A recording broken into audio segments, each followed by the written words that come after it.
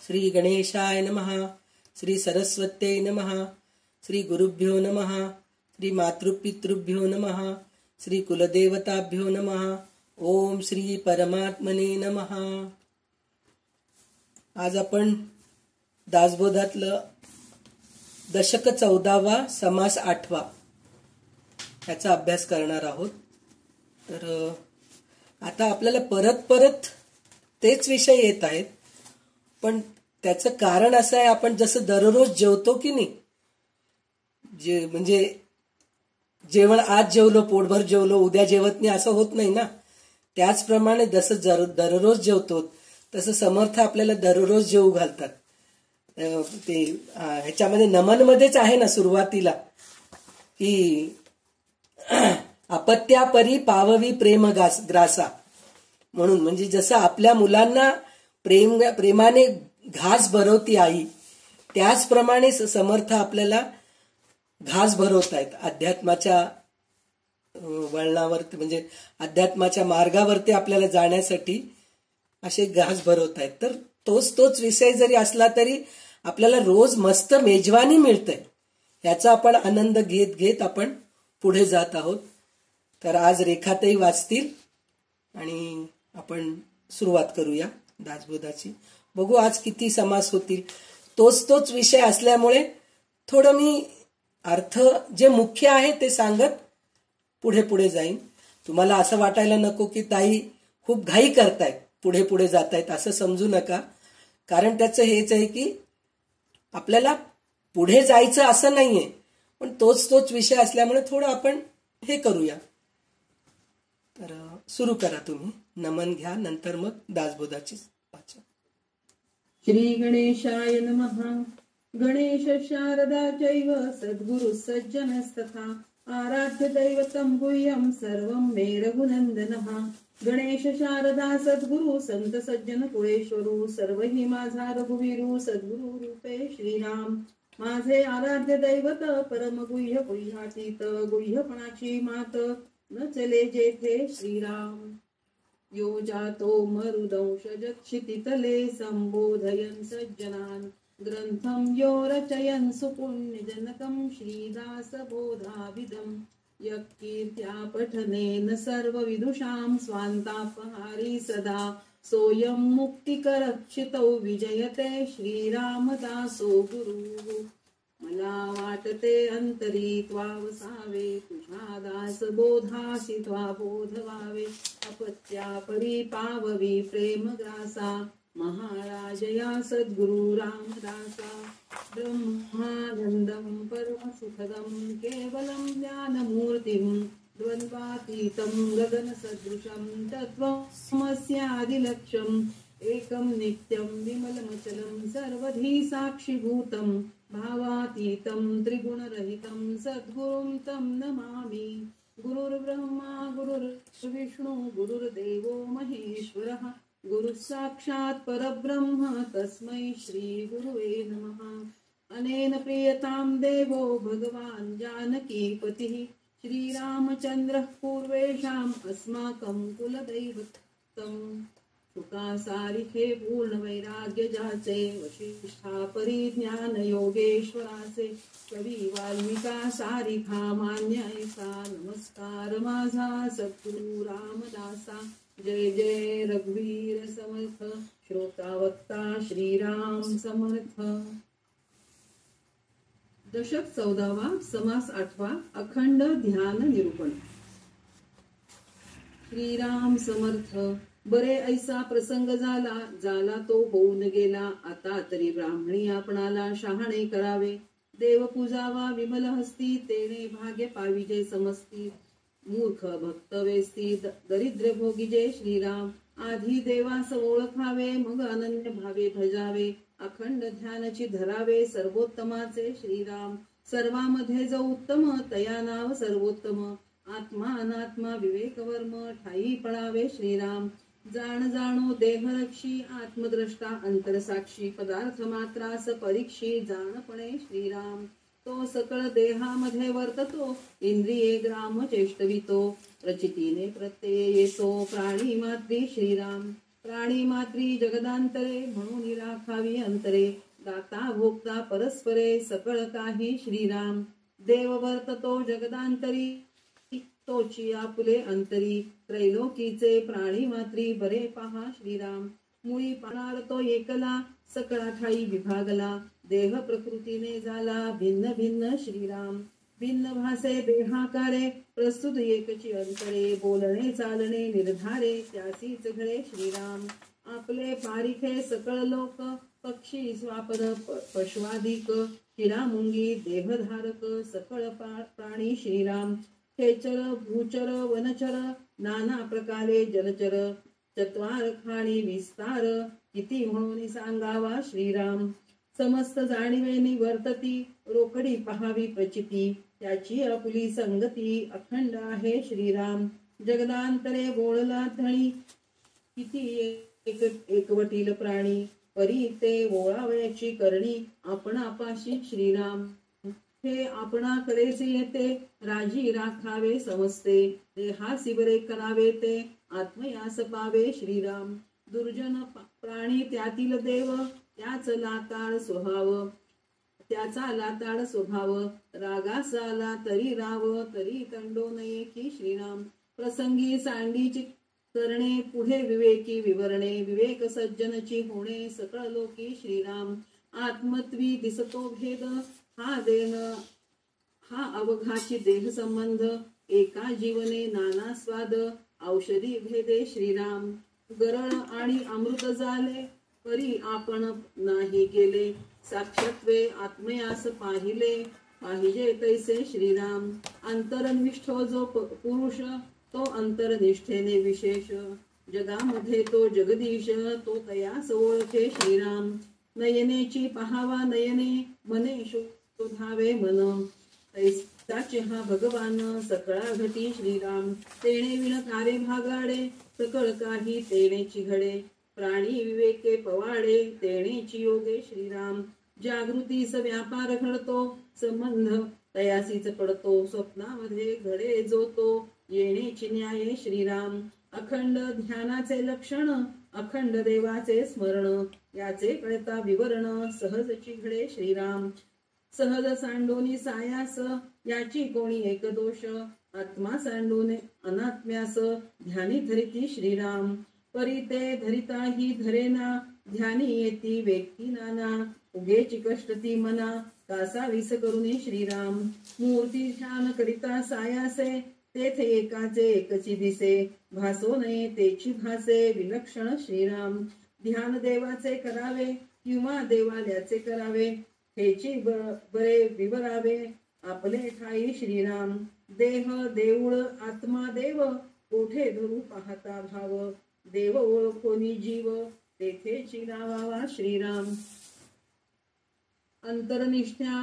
ध्यान ऐसे दंडक ध्यान अनारिसे प्रत्यय विण सकळतिसे अनुमान ध्यान श्रीराम अनुमाने अनुमान वाढे ध्यान धरिता सवेची मोळे उगेची कष्टती बापुडे स्थूल ध्याने श्रीराम देवास देहधारी कल्पिती तेथे नाना विकल्पोठती भोगणे त्यागणे विपत्ती देहयोगे श्रीराम ऐसे मनी आठवते विचारिता भलतेची होते दिसो नये ते दिसते नाना स्वप्नी श्रीराम दिसते ते सांगता नये बळे भावार्थ धरिताने साधक कासावीस होये अंतर्यामी श्रीराम सांगोपांगा घडे ध्यान त्यास साक्ष आपुले मन मनामध्ये विकल्प दर्शन होऊच नये श्रीराम तुटक मन एकवटिले तेने तुटक ध्यान केले तेथे कोण सार्थक झाले पहा नाका श्रीराम अखंड ध्याने न घडे हित तरी तो जाणावा पतित हाची अर्थ सावचित्त बरा पहावा श्रीराम ध्यान धरिते ते कोण ध्यानी आठवे ते कोण दोन्ही मध्ये अनन्य लक्षण असिले पाहिजे श्रीराम अनन्य सहजची आहे साधक शोधून न पाहे ज्ञानी तो विवरो निराहे समाधाने श्रीराम ऐसी हे प्रत्ययाची कामे प्रत्यय विण बोधिजे भ्रमे लोकदंडक संभ्रमे चालती प्राणी श्रीराम दंडक ध्यानाचे लक्षण धरून वैसले अवलक्षण प्रमाण आणि अप्रमाण बाजारी नेणती श्रीराम. मिथ्या समाचार उठविती उग्याच बोंबा घालिती. मनास आणितांती अवघेची मिथ्या श्रीराम. कोणी एक ध्यानस्थ बैसला कोणी एक शिकवी त्याला. मुकुट काढून माळ घाला म्हणजे बरे श्रीराम. मनाचे थे काय दुष्काळ जे आखूड कल्पली माळ. सांगते ऐकते केवळ मूर्ख जाणावे श्रीराम. प्रत्यक्ष कष्ट करावे न लगती दोरे फुले गुंफावे न लगती. कल्पनेची माळ थिटी करीती काये निमित्त श्रीराम. बुद्धी विण प्राणी सकळ ते अवघेची बाष्कळ. तया मूर्खासी खळखळ कोणे करावी श्रीराम. जेणे जैसा परमार्थ केला तैसाच पृथ्वीवरी दंडक चालिला. 7 पाचांचा बळावला स्वाभिमान श्रीराम.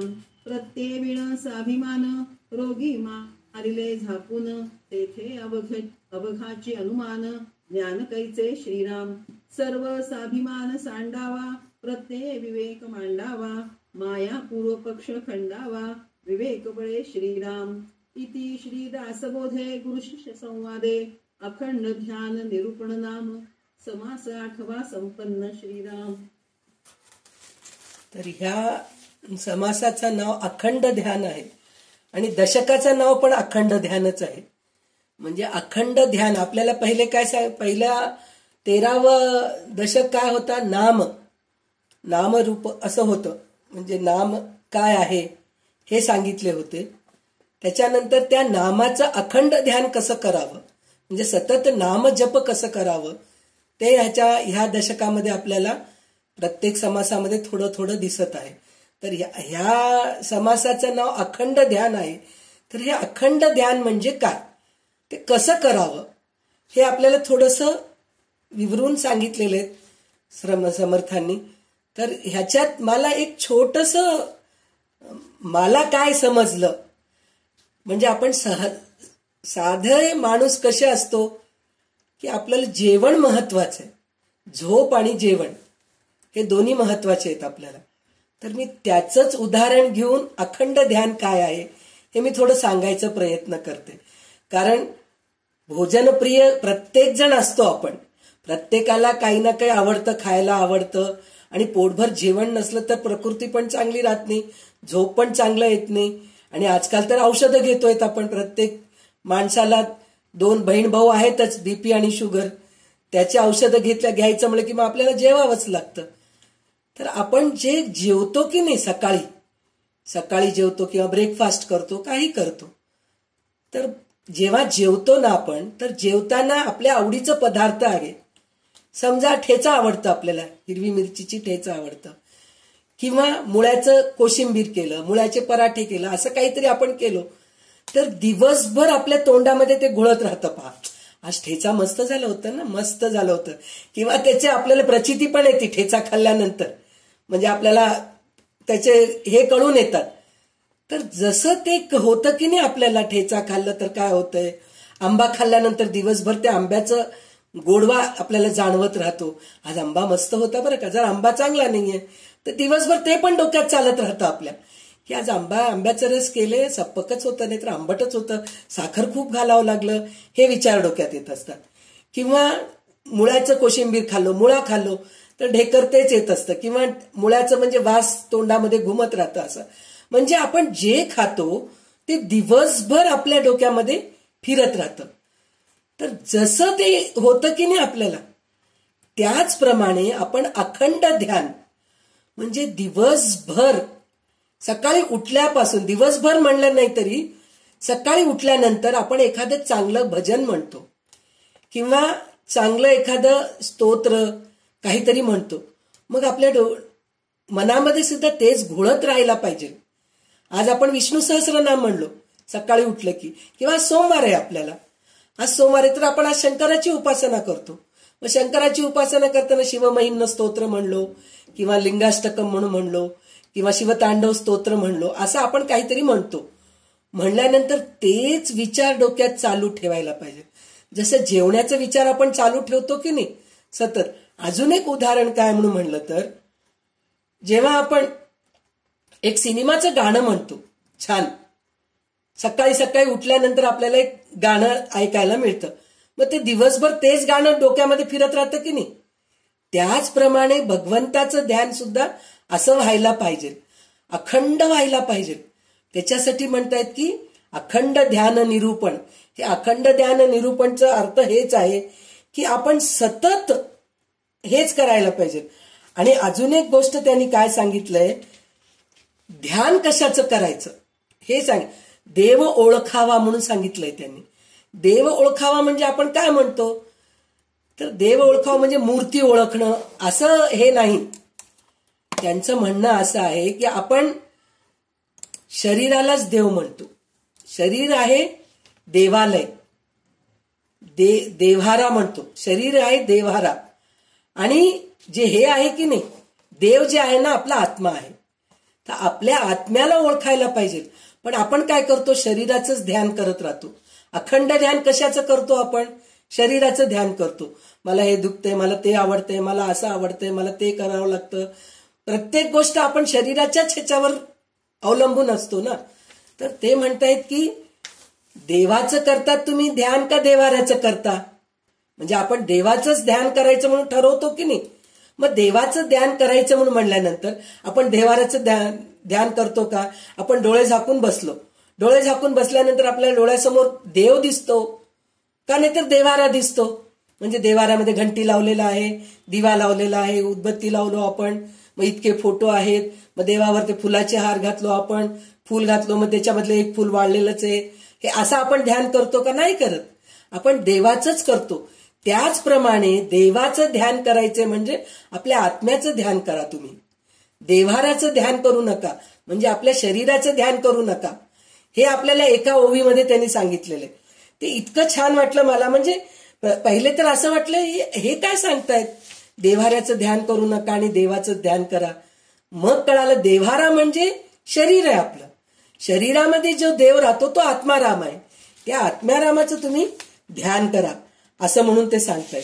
म्हणजे ध्यान हे जे आहे की नाही सतत व्हायला पाहिजे. ह्याचं हे काय म्हणून म्हणत, तर आपण जेव्हा वेळ, आता आपण एक वयाच्या 50च्या पुढे गेलो. मी एक उदाहरण म्हणून सांगतेय बरं का. कोणी असतील 40 वर्षाचे, ताई मला 50 वर्षाचे म्हणलेत असं समजू नका. असतील 40-35 वर्षाचे कोणी असतील, काही असतील. पण एक म्हणायचं काय, एक आपलं वय झालं म्हणल्यापेक्षा आपले काही कर्तव्य संपत आलेत आता थोडेसे. काही लोकांचे तर मुलांचे लग्न होऊन गेलेत, काहीही जिम्मेदारी नाही. आता मीच आहे उदाहरण. माझ्या मुलाचं लग्न झालं, छान त्याचा संसार थाटलेला आहे, त्याला एक मुलगी आहे छान, त्याच्या संसारामध्ये तो गुंतलेला आहे, त्याची जिम्मेदारी तो बघतोय. माझं काहीच जिम्मेदारी नाही. मला छान 2 वेळेस जेवायला मिळतंय, छान मला साधना करायला मला खोली आहे, मला आराम करायला माझं पलंग आहे, छान 2 वेळेस जेवण मिळतंय. तर हे सगळं मिळत असताना मी संसारामध्ये जर लुडबुड करत राहिले तर अर्थ नाहीये. तर जेव्हा जेव्हा मला वेळ मिळतंय, आता जेवायला म्हणून कर्तव्य आहेत, काही जणांचं कर्तव्य, तर मलाही आहे कर्तव्य. नातीला सांभाळावं लागतं, स्वयंपाकाचं थोडं बघावं लागतं, स्वयंपाकघर थोडे आवरावं, म्हणजे हे छोटे छोटे गोष्टी आहेत. तर हे आपले कर्तव्य सोडायचे नाहीत बरं का. ते सगळं कर्तव्य पार पडायचं. कारण समर्थांनीच सांगितलेलं आहे, प्रपंच करावा नेटका मग परमार्थ साधावा. हे आपल्याला त्यांनी सांगितलेलंच आहे. तर त्या ह्याच्याने आपण ते कर्तव्य सोडायचेच नाही, ते सगळं करायचं. पण आपण 24 तास कर्तव्यामध्ये अडकलेले आहोत का, नाही. थोडा वेळ आपल्याला मिळतो की नाही, विश्रांती मिळाली बाबा, थोडा वेळ 5 मिनिटं बसूया आपण, असं जेव्हा मन बसतो की नाही, तर त्यावेळेस बसल्या त्यावेळेस नुसतं बसायचं नाही, भगवंताचं नामस्मरण करायचं किंवा कोणाचं तरी छान प्रवचन ऐकायचं. असं काहीतरी केलोच समजा, तर आपण जेव्हा काम करत असतो ना त्यावेळेस सुद्धा आपल्याला ते जे ऐकत असतो, प्रवचन ऐकत असतो किंवा काहीतरी स्तोत्र म्हणत असतो, किंवा स्तोत्र म्हणायचं, मला आता तोंडात जीभ नाही, जीभ बजड झाली आहे माझी, दात बरोबर नाहीयेत, मला स्तोत्र म्हणू लागलं तर ते स्पष्ट ऐकू येत नाही, लोकांना काही कळत नाही मी बोललेलं. मी स्तोत्र म्हणलं तर स्पष्ट म्हणायचं, नाहीतर म्हणायचं नाही, असं काही लोकांचं असतं. तर पण तसं नाहीये, जे म्हणू शकतो आपण ते असं म्हणून आपण बोलणं सोडलो का, आपण आपलं दात गेलेत, आपण बोललेलं बरोबर स्पष्ट नाहीये म्हणून बोलणं सोडतो का? बडबड तर करतच राहतो की नाही 24 तास. कोणाशी तरी सांगत असतो, काहीतरी गाराणे सांगा किंवा काहीतरी बोलत राहा, हे सगळं करत असतो. मग जेव्हा आपण बोलतोय समोरच्या माणसाला कळालं नाही तरी आपण बोलत असतो. मग देवाचं नामस्मरण का करू नये त्याच वेळेस? मला बोलायला येत नाही, दात नाहीये, मी मंत्र म्हणत नाही, मी स्तोत्र म्हणत नाही, हे तुमचं आळसपण आहे. तुमचं म्हणजे जे करतायत ते. मला कोणालाही बोर्ड दाखवून सांगायचं नाही की तुम्ही असं करतात म्हणून. आणि मला माहित नाही कोण काय साधना करतात, कोणाचे दात गेलेत, कोणाचे काय गेलेत, मला ते सगळं माहित नाही. पण एक उदाहरण म्हणून मी सांगतेय की जेव्हा आपण बोलतो तर मग देवाचं नामस्मरण, देवाचे स्तोत्र म्हणायचं काय चूक आहे? म्हणा, काही हरकत नाही. देवाला माहित आहे हिला दात नाहीये, ही चांगलं म्हणू शकत नाही, तरी मी ऐकायची तयारी आहे. जसं आई आपली ऐकते की नाही, बोबडं बोलू लागलं तर अजून कौतुक करते आई, बघ किती छान बोलतेय, इतके दिवस तिला दादा मामा म्हणता येते, आता आजी पण म्हणतीये छान. असं कसं आपण प्रत्येक गोष्ट कौतुक करून जे सांगत असतो की नाही, आपल्या नातवांबद्दल, आपल्या मुलांबद्दल सांगतो की नाही, त्याचप्रमाणे भगवंताला पण आपलं कौतुक आहे. बाबा दात नसलं तरी नामस्मरण चुकलं नाही बरं का तिचं, स्तोत्र म्हणायचं चुकलं नाही, दररोज विष्णू सहस्रनाम म्हणतीच पाहती, दररोज संध्याकाळी दिवा लावलं की रामरक्षा म्हणतीच, दात नसलं तरी छान म्हणतीये बरं का, खूप छान आहे. कारण तिचं अंतःकरण शुद्ध आहे, हे भगवंताला माहित आहे. तर त्याचप्रमाणे हे आपण करायला पाहिजे. म्हणजे नामस्मरण हे अखंड चालत राहायला पाहिजे. म्हणजे भगवंत म्हणले अखंड ध्यान. अखंड ध्यान म्हणजे भगवंताचं अखंड ध्यान करत राहायचं. नामस्मरण सतत करत राहिलो ना तर आपल्या मुखामध्ये सतत देव, म्हणजे 1 तासानंतर आपण, म्हणजे 24 तास तुम्ही करू शकत नाहीत, कोणीच करू शकत नाहीत. जे खरोखर म्हणजे संन्यास वृत्तीचे झालेले आहेत, संसार सुटलेले आहे त्यांचं, किंवा कुठेतरी आश्रमामध्ये जाऊन राहिलेले आहेत ते, किंवा अंथरुणावरच खिळलेले आहेत, त्यांना काहीच काम होत नाहीये. अजूनही काही लोकांचं असं असतं की सगळ्या घरात नोकर चाकर आहेत, सगळ्या गोष्टीला त्यांना सगळं काही अनुकूल आहे, त्यांना काहीही करायचं नाही, असे लोक सुद्धा नामस्मरण करत नाहीत. पण त्यांच्या एवढं नशीबवान कोणी नाही म्हणते मी. तसे लोक तर अजून 24 तास ध्यान करू शकतात, 24 तास नामस्मरण करू शकतात, पण ते करत नाहीत. पण तसं जर झालं तर खूप छान राहतं, असं म्हणून हे केलेलं आहे.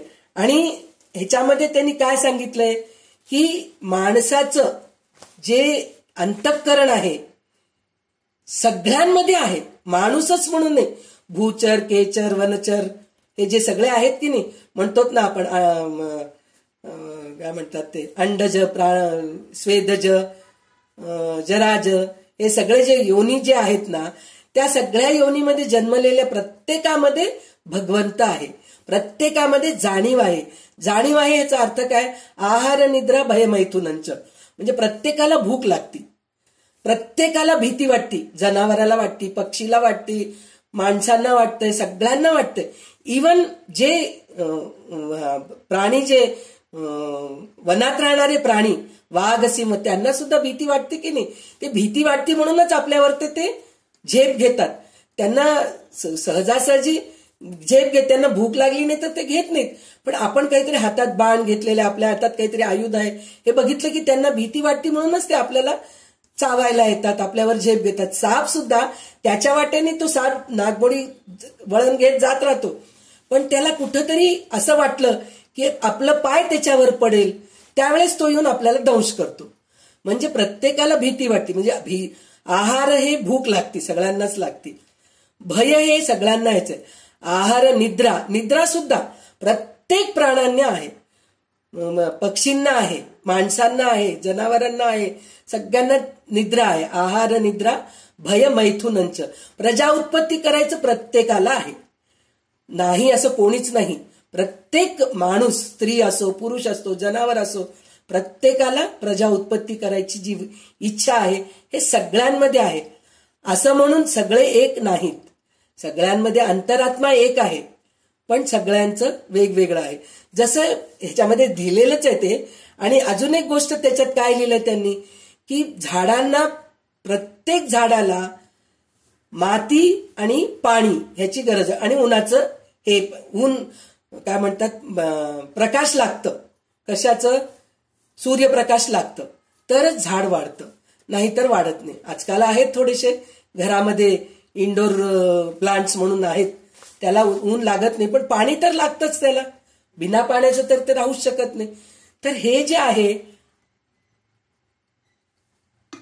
पाणी सगळ्याला लागतं म्हणून प्रत्येक झाडांचे फळाचं चव एकच आहे का? प्रत्येक झाडांची फुले एकसारखी आहेत का? प्रत्येक फुलांचं वास एकसारखा आहे का? आपल्याला पटकन कळतं की नाही, अरे मस्त गुलाबाचा वास येतोय, शेवंतीचा वास आला मस्त, मोगऱ्याचा वास तर काय मस्त आहे हो, जुईचं वास मध्ये सुद्धा डिफरन्स आहे. म्हणजे हे सगळं वेगळं आहे.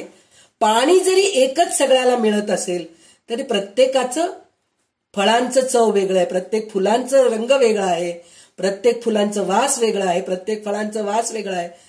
त्याचप्रमाणे प्रत्येकाच्या मध्ये भगवंत असला तरी प्रत्येकाची वृत्ती वेगवेगळी आहे. तर ते तुम्ही पुढच्या ह्याच्यामध्ये सांगितलेलं आहे दशकामध्ये. आता ह्याच्यामध्ये तर शाश्वत निरूपण म्हणून आहे, त्याच्यानंतर चातुर्य म्हणून, चातुर्य पुढच्या ह्याच्यात येते, आता येत नाहीये. तर हे आपण लक्षात ठेवायला पाहिजे की प्रत्येकामध्ये भगवंत आहे, हे अखंड ध्यानात ठेवायला. म्हणजे अखंड ध्यान म्हणजे नुसतं ध्यानच नाहीये, ध्यान तर आहेच आहे, ध्यान करायला पाहिजे, भगवंताचं नामस्मरण करायला पाहिजे, पण प्रत्येकामध्ये भगवंत आहे हे एक ध्यान ठेवायला पाहिजे. आणि दुसरं गोष्ट काय सांगितलेलं आहे की आता लाठाडलं म्हणून सांगितलंय त्यांनी, म्हणजे जो दुष्ट माणूस असतो तो काय करतो, त्याची स्वभावच असं असतं की लोकांना हे करतो. काय म्हणलं तर 16व्या ओवीमध्ये त्यांनी सांगितलेलं आहे, दुर्जन प्राणी त्यातील देव, त्याचा लाताड स्वभाव, रागास आला जरी राव, तरी तो तंडो नये की, म्हणून सांगितलेलं आहे. म्हणजे काय, त्याच्यामध्ये सुद्धा भगवंत आहे म्हणून त्या दुर्जनाला जाऊन तुम्ही जर मिठी मारला तर उपयोगाचं नाहीये. ते ओळखणं तुमचं ते शहाणपण आहे, त्याच्यामध्ये तुमचं शहाणपण आहे हे सांगितलंय. म्हणून त्या दुर्जनाला जाऊन मिठी मारू नका, पण त्याच्यामध्ये सुद्धा भगवंत आहे ही जाणीव तुमच्यामध्ये राहू द्या. हे आपल्याला रामदास स्वामी प्रत्येक वेळेस आपल्याला समजून सांगतायत. प्रत्येकामध्ये भगवंत बघा, हे अखंड ध्यानात राहू दे तुमच्या, हे आपल्याला या समासामध्ये सांगितलेले. तर आता पुढचा समास जो आहे शाश्वत निरूपण म्हणून आहे. तर आता आपण बघूया शाश्वत निरूपण काय आहे ते आपण बघूया. दशक 14वा समास 9वा शाश्वत निरूपण. श्रीराम समर्थ. पिंडाचे पाहिले कौतुक, शोधिला आत्मा अनात्म विवेक, पिंड अनात्मा आत्मा एक, सकळ करता श्रीराम, आत्म्यास अनन्यता बोलिली, ते विवेके प्रत्यय आली, आता पाहिजे समजली, ब्रह्मांड रचना श्रीराम, आत्मा अनात्मा विवेक पिंडी, सारासार विचार ब्रह्मांडी, विवर विवरो हे गोडी घेतली पाहिजे श्रीराम, पिंड कार्य ब्रह्मांड कारण, याचे कळावे विवरण, हेची पुढे निरूपण, बोधिले असे श्रीराम, असार म्हणजे नाशवंत, सार म्हणजे जे शाश्वत, दयास होईल कल्पांत, ते सार नव्हे श्रीराम, पृथ्वी जलापासून झाली, पुढे ते जली मिळाली, जलाची उत्पत्ती वाढली तेजापासून श्रीराम, ते जल तेजे शोषिले, महातेजे आटोनी गेले, पुढे तेजची उरले सावकाश श्रीराम, तेज झाले वायूपासूनी, वायो झडपी तया लागुनी, तेज जाऊनी दाटणी वायोचीच झाली श्रीराम, वायो गगनापासून झाला, मागुता तेथेची विराला, ऐसा हा कल्पांत बोलिला वेदांत शास्त्री श्रीराम, गुणमाया मूळ माया परब्रह्मी पावती लया, ते परब्रह्म विवराया, विवेक पाहिजे श्रीराम, सर्व उपाधीचा शेवट, तेथे नाही दृश्य खटपट, निर्गुण ब्रह्म घनदाट, सकळा ठाई श्रीराम, उदंड कल्पांत झाला, तरी नाश नाही तयाला, माया त्यागे शाश्वताला, ओळखावे श्रीराम, देव अंतरात्मा सगुण, सगुणे पाविजे निर्गुण, निर्गुण ज्ञाने विज्ञान, होत असे श्रीराम, कल्पनेतीत जे निर्मळ, तेथे नाही मायामळ, मिथ्यत्वे दृश्य सकळ, होत जाते श्रीराम, जे होते आणि सवेची जाते, ते प्रत्ययास येते, जेथे होणे जाणे नाही ते, विवेके ओळखावे श्रीराम, एक ज्ञान एक अज्ञान, एक जाणावे विपरीत ज्ञान, हे त्रिपुटी होय क्षीण, तेची विज्ञान श्रीराम. वेदांत सिद्धांत दादांत याची पहावी प्रचित. निर्विकार सदोदित जेथे तेथे श्रीराम. ते ज्ञानदृष्टीने पहावे, पाहोनी अनन्य राहावे. मुख्य आत्मनिवेदन जाणावे, त्याचे नाव श्रीराम. दृश्यास दिसते दृश्य, मनास भासतो भास. दृश्य भासातीत अविनाश, परब्रह्म ते श्रीराम. पाहो जाता दुरीच्या दुरी, परब्रह्म सबाहे अंतरी. अंतची नाही अनंत सरी, कोणास द्यावी श्रीराम. चंचल ते स्थिरावेना, निश्चल ते कदापि चळेना. आभाळ येते जाते गगना, चलन नाही श्रीराम. जे विकारे वाढे मुळे, तेथे शाश्वतता कैची घडे. कल्पांत होताची विघडे, सकळ काही श्रीराम. जे अंतरीच भ्रमले, माया संभ्रमे संभ्रमले. तयास हे कैसे उकले, अवघाट चक्र श्रीराम. भिडेने व्यवहार निवडेना, भिडेने सिद्धांत कळेना. भिडेने देव आकळेना, अंतर्यामी श्रीराम. वैद्याची प्रचिती येईना, आणि भीड ही उल्लंघिना. तरी मग रोगी वाचेना, ऐसे जाणावे श्रीराम. जेणे राजा ओळखिला, तो राव म्हणून भल त्याला.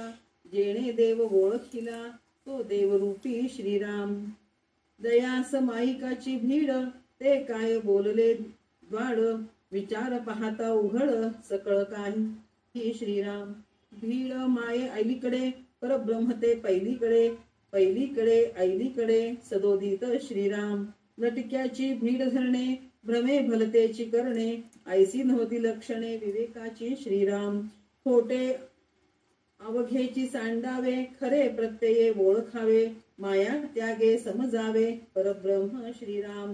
ते मायेचे जे लक्षण, त्याची पुढे निरूपण. सुचितपणे विवरण केले पाहिजे श्रीराम. इति श्री दासबोधे गुरु शिष्य संवादे शाश्वत निरूपण नाम समास नववा संपन्न श्रीराम. तर ह्या समासाचं नाव शाश्वत निरूपण असं आहे. तर शाश्वत निरूपण म्हणजे काय? शाश्वत म्हणजे ते सतत राहतं, त्याला शाश्वत म्हणतो आपण. शाश्वत राहतं म्हणून म्हणलं तर काय आहे? आता आपण हे घर शाश्वत आहे का? आपलं नाहीये. आपलं देह शाश्वत आहे का? नाही. जे नातवंड आहे म्हणजे आपले जे नातेवाईक आहेत ते शाश्वत आहेत का? ते सुद्धा नाहीत. हे तीनच महत्वाचे आहेत ना. एक आपण राहायचं घर, दुसरं आपलं शरीर, आणि तिसरं जे आहे नातेवाईक. ह्यांच्यावरच आपण अवलंबून आहोत की नाही. म्हणजे आपण घराच्या बाहेर कुठेही गेलो परत आपण घरी येतो की नाही. तीर्थयात्रेला गेलो, घरी आलो. हॉस्पिटलमध्ये ऍडमिट झालो, बरं नाहीये म्हणून परत घरी आलो. किंवा कोणाच्या लग्न कार्याला गेलो, घरी आलो. कोणाच्या घरी आरामासाठी म्हणून कंटाळा आलं बाबा म्हणून गेलो, परत आपण घरी येतो. ते येतो हे आपल्याला शाश्वत वाटतं, पण शाश्वत आहे का? भूकंप आलं किंवा आपली हे बरोबर नाहीये तर आपल्याला घरात राहावंही लागत नाही, निघून जावं लागतं. काहीतरी उधळी लागली आहे, काहीतरी झालेलं आहे. जसं आपल्याला ह्याच दासबोधामध्ये आपल्याला सांगितलेलं आहे की आपलं घर आपलं घर आपलं घर म्हणतो आपण, ते घर पहिल्यापासून दुसऱ्यांचंच असतं. कारण काय? त्या घरामध्ये पहिल्यापासून झुरळं असतात, मुंग्या असतात, क्रिमिकीटके असतात, पाली असतात. हे सगळे आपल्याला दासबोधामध्ये ऐकूनच आहेत. म्हणजे हे घर आपलं आहे हे शाश्वत नाही. दुसरं आपलं देह, आपण देहाला शाश्वत म्हणतो. माझं देह, माझं शरीर हे आपण शाश्वत आहे समजतो, हे शाश्वत नाहीये. शाश्वत नसलं म्हणजे आपलं देह जरी नसलं तरी आपण जिवंत राहतो. त्याचं हे काय? देह म्हणजे पूर्ण देह म्हणत नाहीये मी. आपल्या देहातला एखादा अवयव, काहीतरी, डोळे नाहीयेत आपल्याला काही कारणामुळे, ते काय म्हणतात डोळ्याचं काहीतरी प्रॉब्लेम झालं, रेटिना झालं, डोळेच गेले आपले म्हणून आपण मरून जातो का? नाही जात. डोळ्याचे छान डोळे गेले तरी आपण काही बघू शकलो नाही तरी बडबड करू शकतो, जेवू शकतो, सगळंच करू शकतो. तर ते डोळे नाही म्हणून आपण मरत नाहीत, कान नाही म्हणून मरत नाहीत, नाकाला वास येत नाही म्हणून मरत नाहीत, जे तोंडात जिभेला चव नाहीये म्हणतो आपण, चवच नाहीये हो, जेवावंच वाटत नाहीये म्हणून आपण न जेवता राहतो का? हे नाही खाल्लं दुसरं काहीतरी खाऊन बघू, ते नाही तर तिसरं काहीतरी खाऊन बघू, काही नाही तर नाही, पोट तरी भरायला पाहिजे. आता जे अंथरुणावर खिळलेले असतात त्यांना जेवायचं काही कळत नाही, पण त्यांच्या नाकात पाईप घालून त्यांना अन्न पुरवतात की नाही, लिक्विड डाईट देतात की नाही. म्हणजे काही असू दे नसू दे, हात असू दे, पाय असू दे नसू दे, काही फरक पडत नाही. आपण जिवंत राहतो. म्हणजे हे जिवंत राहतो, पण हे सुद्धा शेवटी अशाश्वतच आहे, हे सुद्धा निघून जाणार आहे. म्हणजे त्याच्यामध्ये पहिलंच त्यांनी सांगितलंय, आपण पिंडाचे पहिले कौतुक, शोधिला आत्मानात्म विवेक, पिंड अनात्मा आत्मा एक, सकळ करता म्हणून सांगितलंय. तर आपण हे पिंडाचं कौतुक बघायला पाहिजे. म्हणजे पिंडाचं म्हणजे आपल्या देहाचं सगळं कौतुक बघायला पाहिजे. दिसायला छान आहे, नाकी डोळी छान आहे, तोंडाला चव छान आहे, ऐकायला छान येते, हातपायाने घट्ट मुठ्ठ आहे, सगळं काही आहे, देवाचं नामस्मरण करता येते, हे सगळं खरं आहे. पण शेवटी त्याच्यामध्ये काय आहे? आत्मा आहे. जर आत्माच नाहीये तर हे शरीराचा उपयोग काय? काहीच नाहीये. तर म्हणून पिंडाचं कौतुक बघा, पण काय ओळखा तुम्ही? सकळ करता कोण आहे हे पहिले तुम्ही ओळखा. हे आपल्याला रामदास स्वामी प्रत्येक वेळेस सांगतायत. तर त्याच्यामध्ये अजून एक काय सांगतायत ते, की ह्याच्यामध्ये आपल्याला हे घ्यायचंय. म्हणजे आता शाश्वत निरूपण मध्ये पुन्हा एकदा त्यांनी तेच सांगितलं. मी म्हणले ना, पुन्हा पुन्हा तेच विषय येत आहेत आपल्याला, पण आपल्याला पुन्हा पुन्हा ते घ्यावंच लागतं. कारण जसं आपण दररोज जेवल्याशिवाय राहत नाहीत, तसं हे सुद्धा आपल्याला खुराक म्हणतो ना, जे आपल्याला औषधाचं खुराक. आम्ही हैदराबादी लोक, आम्हाला खुराक म्हणून सवय झाली आहे. म्हणजे औषधं देत राहतात आपल्याला मध्ये मध्ये, भगवंत देत राहतात आपल्याला. रामदास स्वामी मध्ये मध्ये हे विसरलात तुम्ही, घ्या असं म्हणून दासबोधामध्ये प्रत्येक वेळेस सांगत असतात. ते खुराक काय म्हणून म्हणतात? पिंड ब्रह्मांड, हे दोन आहेत. ते पिंड ब्रह्मांडाचं ज्ञान आपल्याला पाहिजे.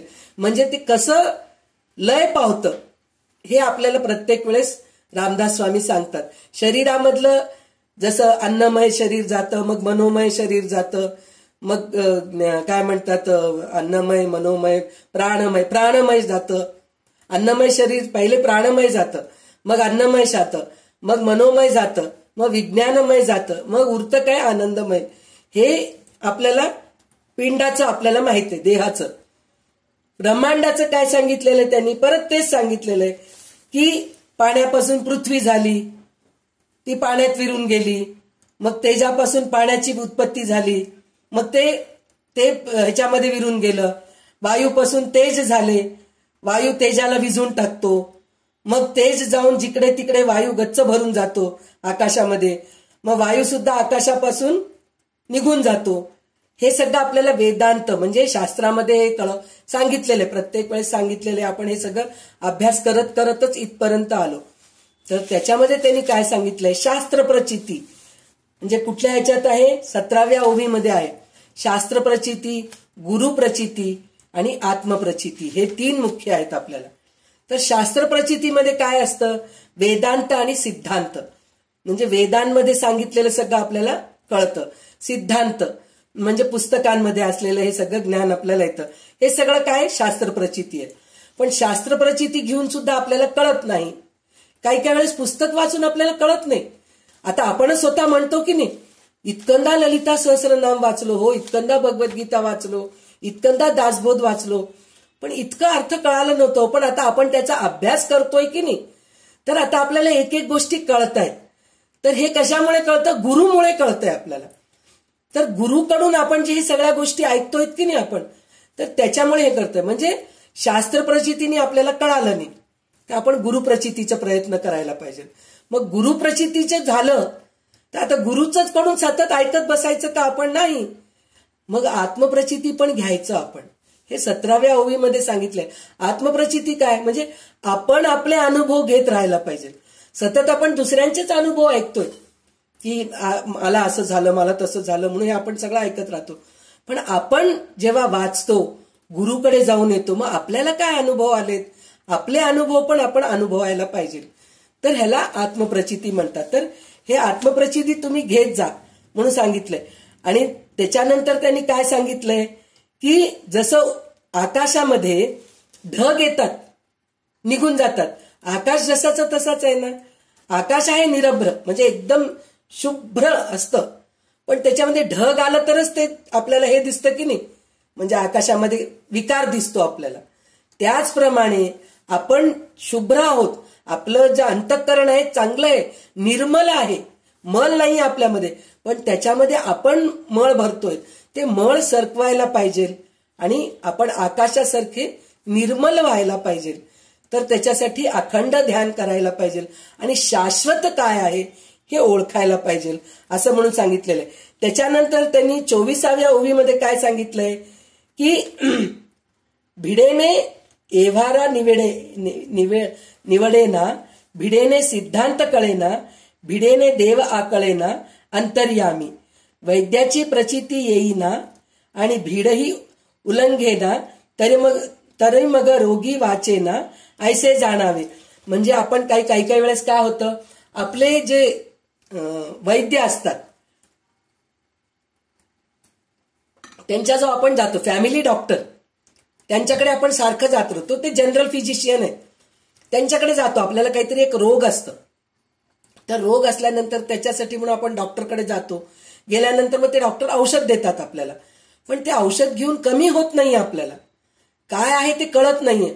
तर आपण काय म्हणतो, नाही आमचे फॅमिली डॉक्टर आहेत बरं का, त्यांच्याचकडून आम्ही औषध घेतो असं म्हणून म्हणतो का. अरे आपण ह्या डॉक्टरकडे गेलो, कमी झालं नाही, आपल्याला काहीतरी वेगळंच काहीतरी झालंय, मग आपण स्पेशालिस्टकडे जायला पाहिजे. म्हणून आपण दुसऱ्या डॉक्टरकडे जातो की नाही. जर न जाता राहिलो तर आपण मृत्यू पावतो रोगीनी.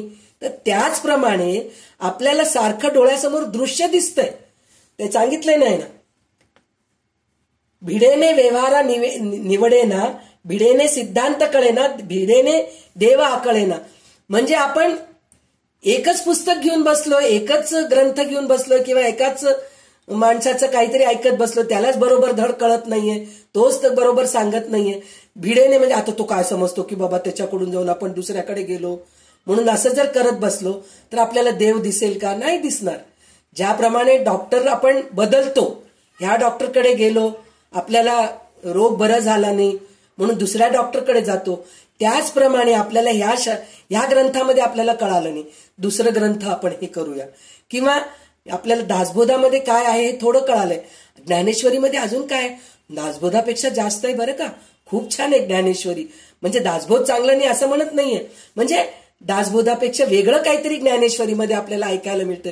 मग आपण ज्ञानेश्वरी पण ऐकू, मग ललिता सहस्रनाम पण ऐकू आपण, मग भगवद्गीता पण ऐकू आपण.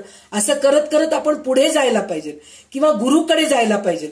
पुस्तकं वाचून आपल्याला थोडं कळालं, पण आपल्याला अजून काहीतरी कळून घ्यायचंय, तर मग गुरुप्रचिती घ्यायला पाहिजे, गुरुकडे जायला पाहिजे, त्यांच्याकडून सगळं शिकून घ्यायला पाहिजे. मग ते सगळं झाल्यानंतर आपण त्यांच्याचकडे चिटकून राहायचं नाही, म्हणजे एकाच वैद्याकडे राहायचं नाही. म्हणजे जर एकाच वैद्याकडे राहिलो, रोग आपलं वाढत गेलं तर आपण मृत्यू पावतो. त्याचप्रमाणे आपल्याला इच्छा आहे अजून नवीन शिकायचं, तर एकाचकडे राहून उपयोग नाही, अजून दुसऱ्यांकडून अजून काय ऐकायला मिळतं ह्याचा आपण प्रयत्न करायला पाहिजे. म्हणून गुरु बदलायचं नाही बरं का, गुरु बिलकुल बदलायचं नाही, गुरु एकच राहायला पाहिजे आपल्याला. पण ह्या पुस्तकामध्ये काय, त्या पुस्तकामध्ये काय, किंवा गुरुंनाच आपण विचारायचं, गुरुजी आपण मला भगवद्गीता शिकवला तो, पण दासबोध काय मला माहित नव्हतं हो, दासबोधामध्ये काय आहे ते एकदा मला समजून सांगता का. नाही हो, मला ज्ञानेश्वरी शिकायचंय, ज्ञानेश्वरीमध्ये काय आहे ते बघायचंय मला. असं आपण जर गुरूंना जर आपण विचारत गेलो तर आपल्याला गुरु अजून छान छान शिकवत जातील की नाही.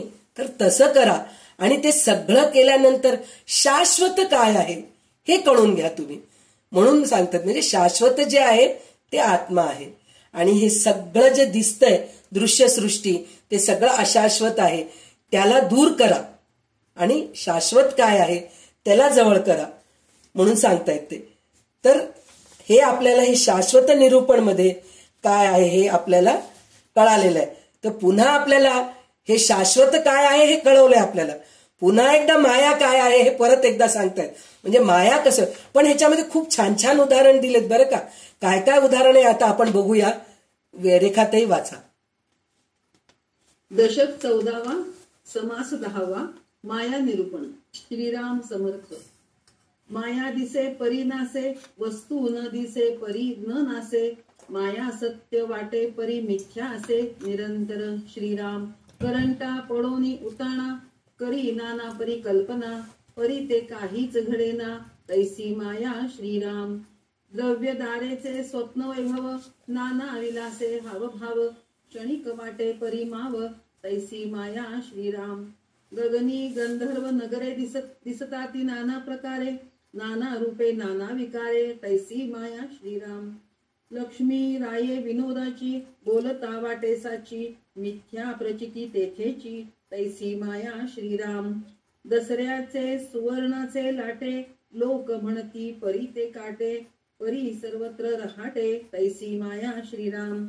मेल्याचा मोह छाव करणे, सतीचे वैभव वाढवणे, मसणी जाऊन रुदन करणे, तैसी माया श्रीराम. राखेसी म्हणती लक्ष्मी, दुसरी भारदोरी लक्ष्मी, तिसरी नाममात्र लक्ष्मी, तैसी माया श्रीराम.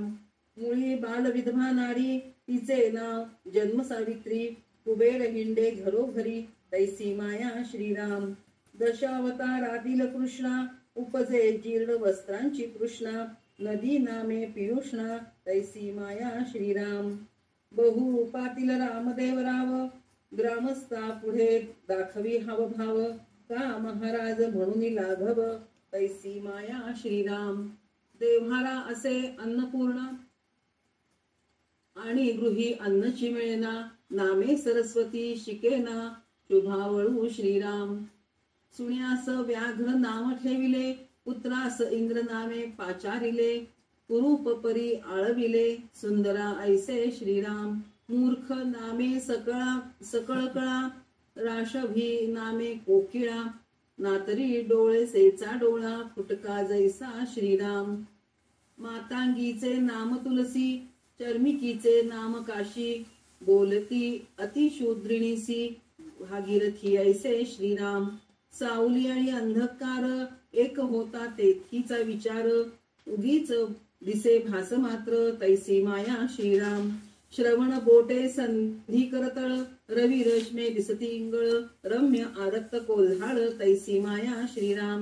भगवे वस्त्र देखता मनाला, वाटे अग्नची लागला, विवंचिता प्रत्ययाला, तैसी माया श्रीराम.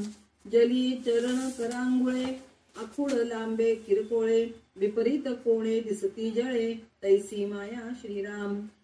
गोवंडीने पृथ्वी कलखली, कामिनीने पिवळी झाली, सन्यपातस्था अनुभवली, तैसी माया श्रीराम. कोणी एके पदार्थ विकार, उगाची दिसे भास मात्र, अनन्याचा अन्य प्रकार, तैसी माया श्रीराम. इति श्री दासबोधे गुरु शिष्य संवादे माया निरूपण नाम समास 10वा संपन्न. दशक 14 समाप्त. श्रीराम. तर आता हे शेवटी माया काय आहे इतकं सुंदर म्हणजे छोटे छोटे उदाहरण देऊन त्यांनी सांगितलेलं आहे.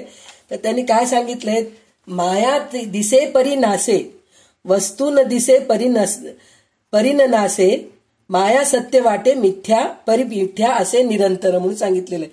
म्हणजे माया दिसते खरी परंतु ती नाश पावते. सद्वस्तू म्हणजे ब्रह्म दिसत नाही पण ते खरे आहे, ते कधीही नाश पावत नाही. माया मनाला सत्य वाटते पण ती निरंतर किंवा सदैव खोटीच असते. हे तर आपल्याला प्रत्येक वेळेस आपल्याला सांगितलंय. जगन मिथ्या, माया जगन मिथ्या, ब्रह्म सत्य हे आपल्याला माहीतच आहे.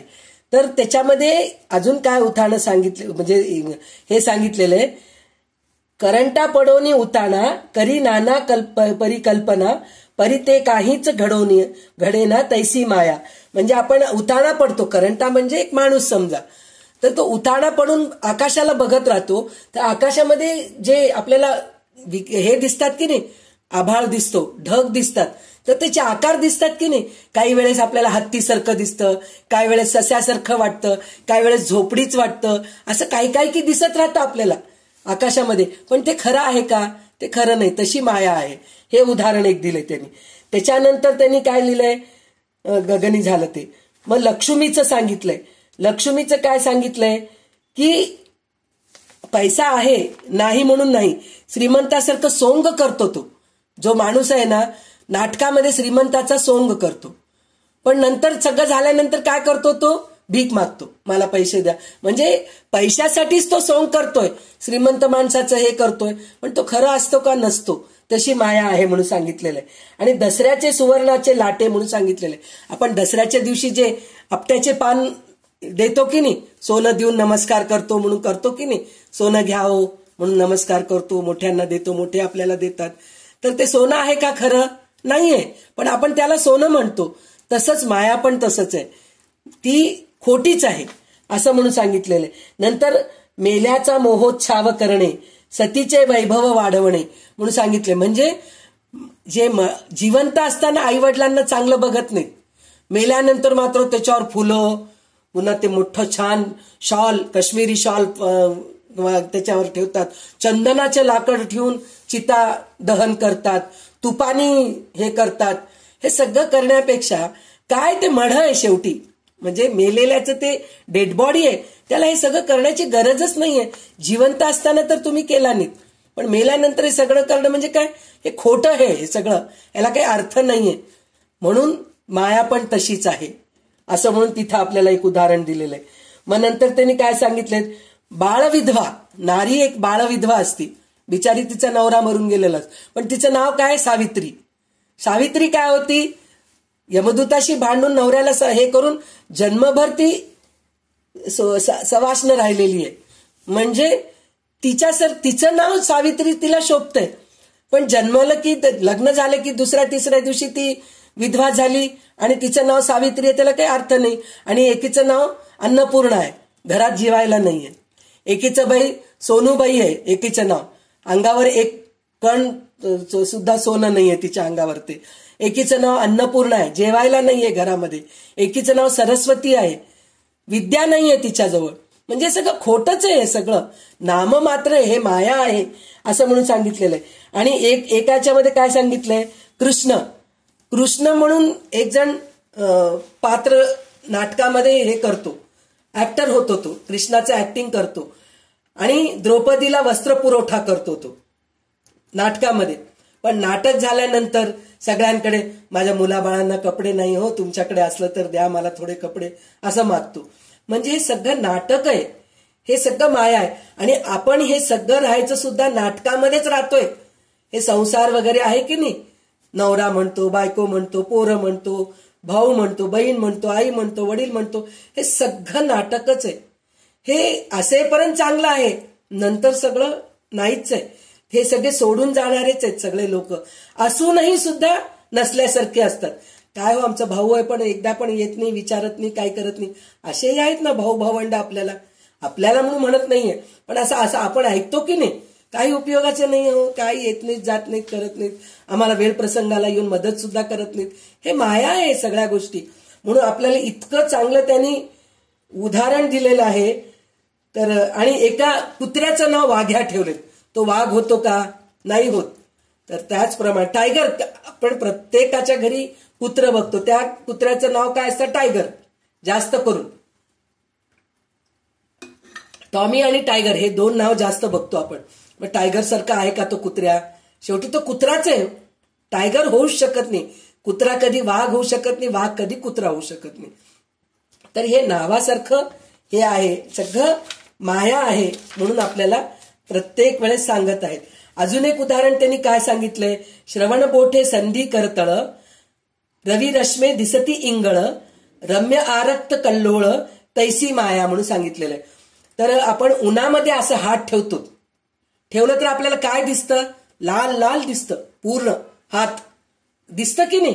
तुम्ही लक्ष दिला नसताल तर उद्या सकाळी ऊन आलं तेव्हा, भर ऊन आलं तेव्हा तुम्ही उन्हामध्ये असा हात ठेवा आणि बघा, पूर्ण बोट असे लाल लाल दिसतात आपले.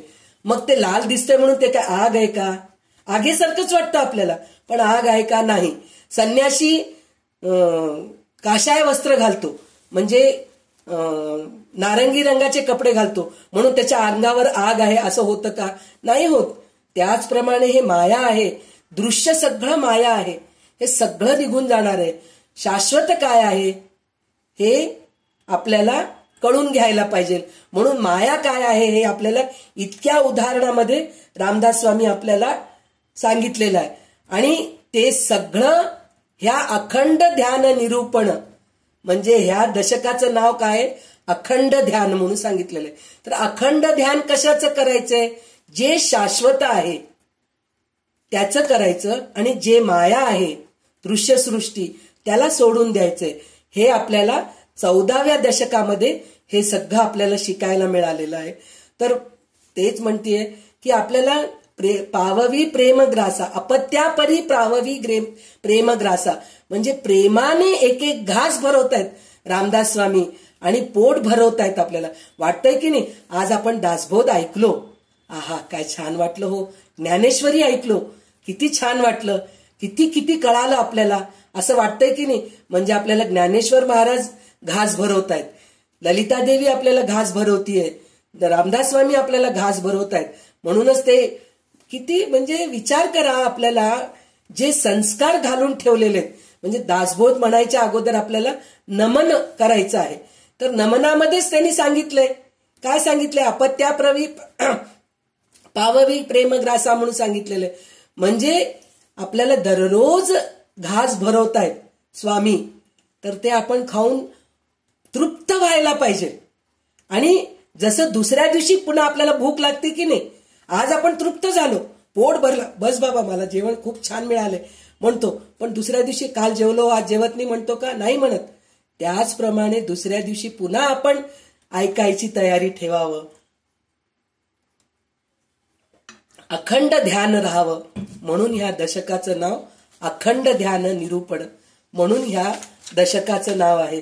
तर आपल्याला हे सगळं आपल्याला अखंड ध्यान निरूपण मध्ये कळालेलं आहे. आणि आता जे आहे आत्मदशक म्हणून आपल्याला दशक 15वा मधलं दशकाचं नाव आहे आत्मदशक. दशक म्हणजे 10. आत्म ह्या दशकामध्ये आत्मा काय आहे हे आपल्याला रामदास स्वामी सांगत आहेत. त्याच्यातलं त्याच्यात चातुर्य लक्षण काय आहे हे पहिल्या समासामध्ये आपण बघणार आहेत. तर ह्याच्या अगोदर सुद्धा आपण चातुर्य लक्षण बघितलं होतं. पुन्हा एकदा म्हणतीये ना, काल मी आंब्याचे रस पोळी खाल्ले, आज खात नाही म्हणतो का, नाही हो, वर्षातून 1-2 महिनेच असतात आंबे, रोज खायला पाहिजे आंबा असं म्हणतो की नाही. तर पुन्हा गेल्या आठवड्यामध्ये किंवा गेल्या 8-15 दिवसापूर्वी आपण चातुर्य लक्षण ऐकलो असेल, पण पुन्हा आपल्याला ऐकायचं आहे.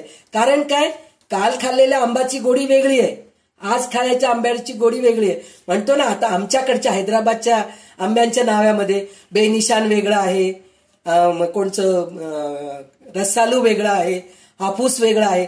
त्याचप्रमाणे चातुर्य नाम लक्षण जरी असले तरी वेगवेगळ्या प्रकाराने आपल्याला रामदास स्वामी समजून सांगत आलेले आहेत. तर आता आपण ह्या दशकातलं समास पहिला चातुर्य लक्षण काय आहे हे आता आपण बघूया. दशक 15वा आत्मदशक. समास पहिला चातुर्य लक्षण. श्रीराम समर्थ. अस्ति माशांची शरीरे, त्यात राहिजे जीवेश्वरे, नाना विकारी विकारे, प्रवीण होईजे श्रीराम. घनवट पोचट स्वभावे, विवरोनी जाणीजे जीवे, भावे न भावे आघवे, जीव जाणे श्रीराम. एकी माग मागो घेणे, एका न मागताच देणे, प्रचितीने सुलक्षणे ओळखावी श्रीराम. जीव जीवात घालावा, आत्मा आत्म्यात मिसळावा, राह राहो शोध घ्यावा, परांतराचा श्रीराम. जानवे हेवळ कार्य झाले, दिलेपणे हेवळ आले, नेमस्तपणे शोभले दृष्टी पुढे श्रीराम. तैसेची हे मानस मन, विवेके जावे मिळून, दिलेपण अनुमान होत आहे श्रीराम. अनुमाने अनुमान वाढतो, भिडेने कार्यभाग नाचतो, या कारणे प्रत्यय येतो, आधी पहावा श्रीराम. दुसऱ्याचे जीवीचे कळेना, परांतर ते जाणवेना, वश्य होती लोक नाना, कोण्या प्रकारे श्रीराम. अकल सांडून परती, लोक वश्य करण करीती, अपूर्णपणे हळू पडती ठाई टाई श्रीराम. जगदीश आहे जगदांतरी, चेटके करावी कोणावरी, जो कोणी विवेक विवरी, तोची श्रेष्ठ श्रीराम. श्रेष्ठ कार्ये करी श्रेष्ठ, कृत्रिम करी तो कनिष्ठ, कर्मानुसार प्राणी नष्ट, अथवा भले श्रीराम. राजे जाती राजपंथे, चोर जाती चोरपंथे, वेडे ठके अल्पस्वार्थे, मूर्खपणे श्रीराम. मूर्खास वाटे मी शहाणा, परी तो वेळा दैन्यवाणा, नाना चातुर्याच्या खुणा, चतुर जाणे श्रीराम. जो जगदांतरे मिळाला, तो जगदांतरची झाला, अरत्री परत्री तयाला, काय उणे श्रीराम. बुद्धी देणे भगवंताचे, बुद्धिविण माणूसकाचे, राज्य सांडून फुकाचे, भीक मागे श्रीराम. जे जे जेथे निर्माण झाले, ते ते तयास मानले, अभिमान देऊनी गोविले, ठाई ठाई श्रीराम. अवघेच म्हणती आम्ही थोर, अवघेच म्हणती आम्ही सुंदर, अवघेच म्हणती आम्ही चतुर, भूमंडळी श्रीराम. ऐसा विचार आणि ता मना, कोणीच लहान म्हणविना, जाणते आणि ती अनुमाना, सकळ काही श्रीराम. आपुल्याला स्वाभिमाने, लोक चालले अनुमाने, परंतु हे विवेकाने पाहिले पाहिजे श्रीराम. लटक्याचा स्वाभिमान घेणे, सत्य अवघेच सोडणे, मूर्खपणाची लक्षणे, ते हे ऐसी श्रीराम. सत्याचा जो स्वाभिमान, तो जाणावा निराभिमान, न्याये अन्याये समान, कदापि नव्हे श्रीराम. न्याये म्हणजे जो शाश्वत, अन्याये म्हणजे जो अशाश्वत, बाष्कळ आणि नेमस्त, एक कैसा श्रीराम. एक उघड भाग्य भोगिती, एक तस्कर पळून जाती, एकांची प्रगट महंती, एकाची कान कोंडी श्रीराम. आचार विचारे विण, जे जे करणे तो तो क्षीण, धूर्त आणि विचक्षण, त्याची शोधावे श्रीराम. उदंड बाजारी मिळाले, परी ते धूर्तेची आळिले, धूर्तापाशी काही न चले, बाजारांचे श्रीराम. या कारणे मुख्य मुख्य, तयासी करावे सख्य, येणे करिता असंख्य, बाजारी मिळती श्रीराम. धूर्तासी धूर्तची आवडे, धूर्तीच पवाडे, उगेची हिंडती वेडे, कार्य विण श्रीराम. धूर्तासी धूर्तपण कळले, तेणे मानस मन मिळाले, तेणे मनास मन मिळाले, परी हे गुप्त रूपे केले पाहिजे सर्वे श्रीराम. समर्थांचे राखता मन, तेथे येती उदंड जन, जन आणि सज्जन, अर्जव करती श्रीराम. ओळखीने ओळखी साधावी, बुद्धीने बुद्धी बोधावी, नीती न्याये वाट रोधावी, पाषांडाची श्रीराम. वेश धरावा बावळा, अंतरी असाव्या नाना कळा, सगट लोकांचा जिव्हाळा, मोडू नये श्रीराम. निस्पृह आणि नित्य नूतन, प्रत्ययाचे ब्रह्मज्ञान, प्रगट जाणता सज्जन, दुर्लभ जगी श्रीराम. नाना जिनस पाठांतरे, निवती सकाळची अंतरे, चंचलपणे तदनंतरे, सकळा ठाई श्रीराम. एके ठाई बैसोनी राहिला, तरी मग व्यापची बुडाला, सावधपणे ज्याला त्याला, भेटी द्यावी श्रीराम. भेट भेटो उरी राखणे, हे चातुर्याची लक्षणे, मनुष्य मात्र उत्तम गुणे, समाधान पावे श्रीराम. इति श्री दासबोधे गुरु शिष्य संवादे, चातुर्य लक्षण नाम, समास पहिला संपन्न. श्रीराम समर्थ. तर आता ह्याच्यामध्ये चातुर्य लक्षण म्हणून सांगितलेलं आहे. तर ह्याच्या अगोदर आपण चातुर्य लक्षण बघितलेलं आहे, पण ह्याच्यामध्ये सांगितले तेच असले तरी थोडंसं आपल्याला पुन्हा नवीन असं काहीतरी वाटतं. देह हाडामासाचा असला तरी त्यामध्ये ईश्वर वास करतो, त्याच्याच बरोबर जीव राहतो.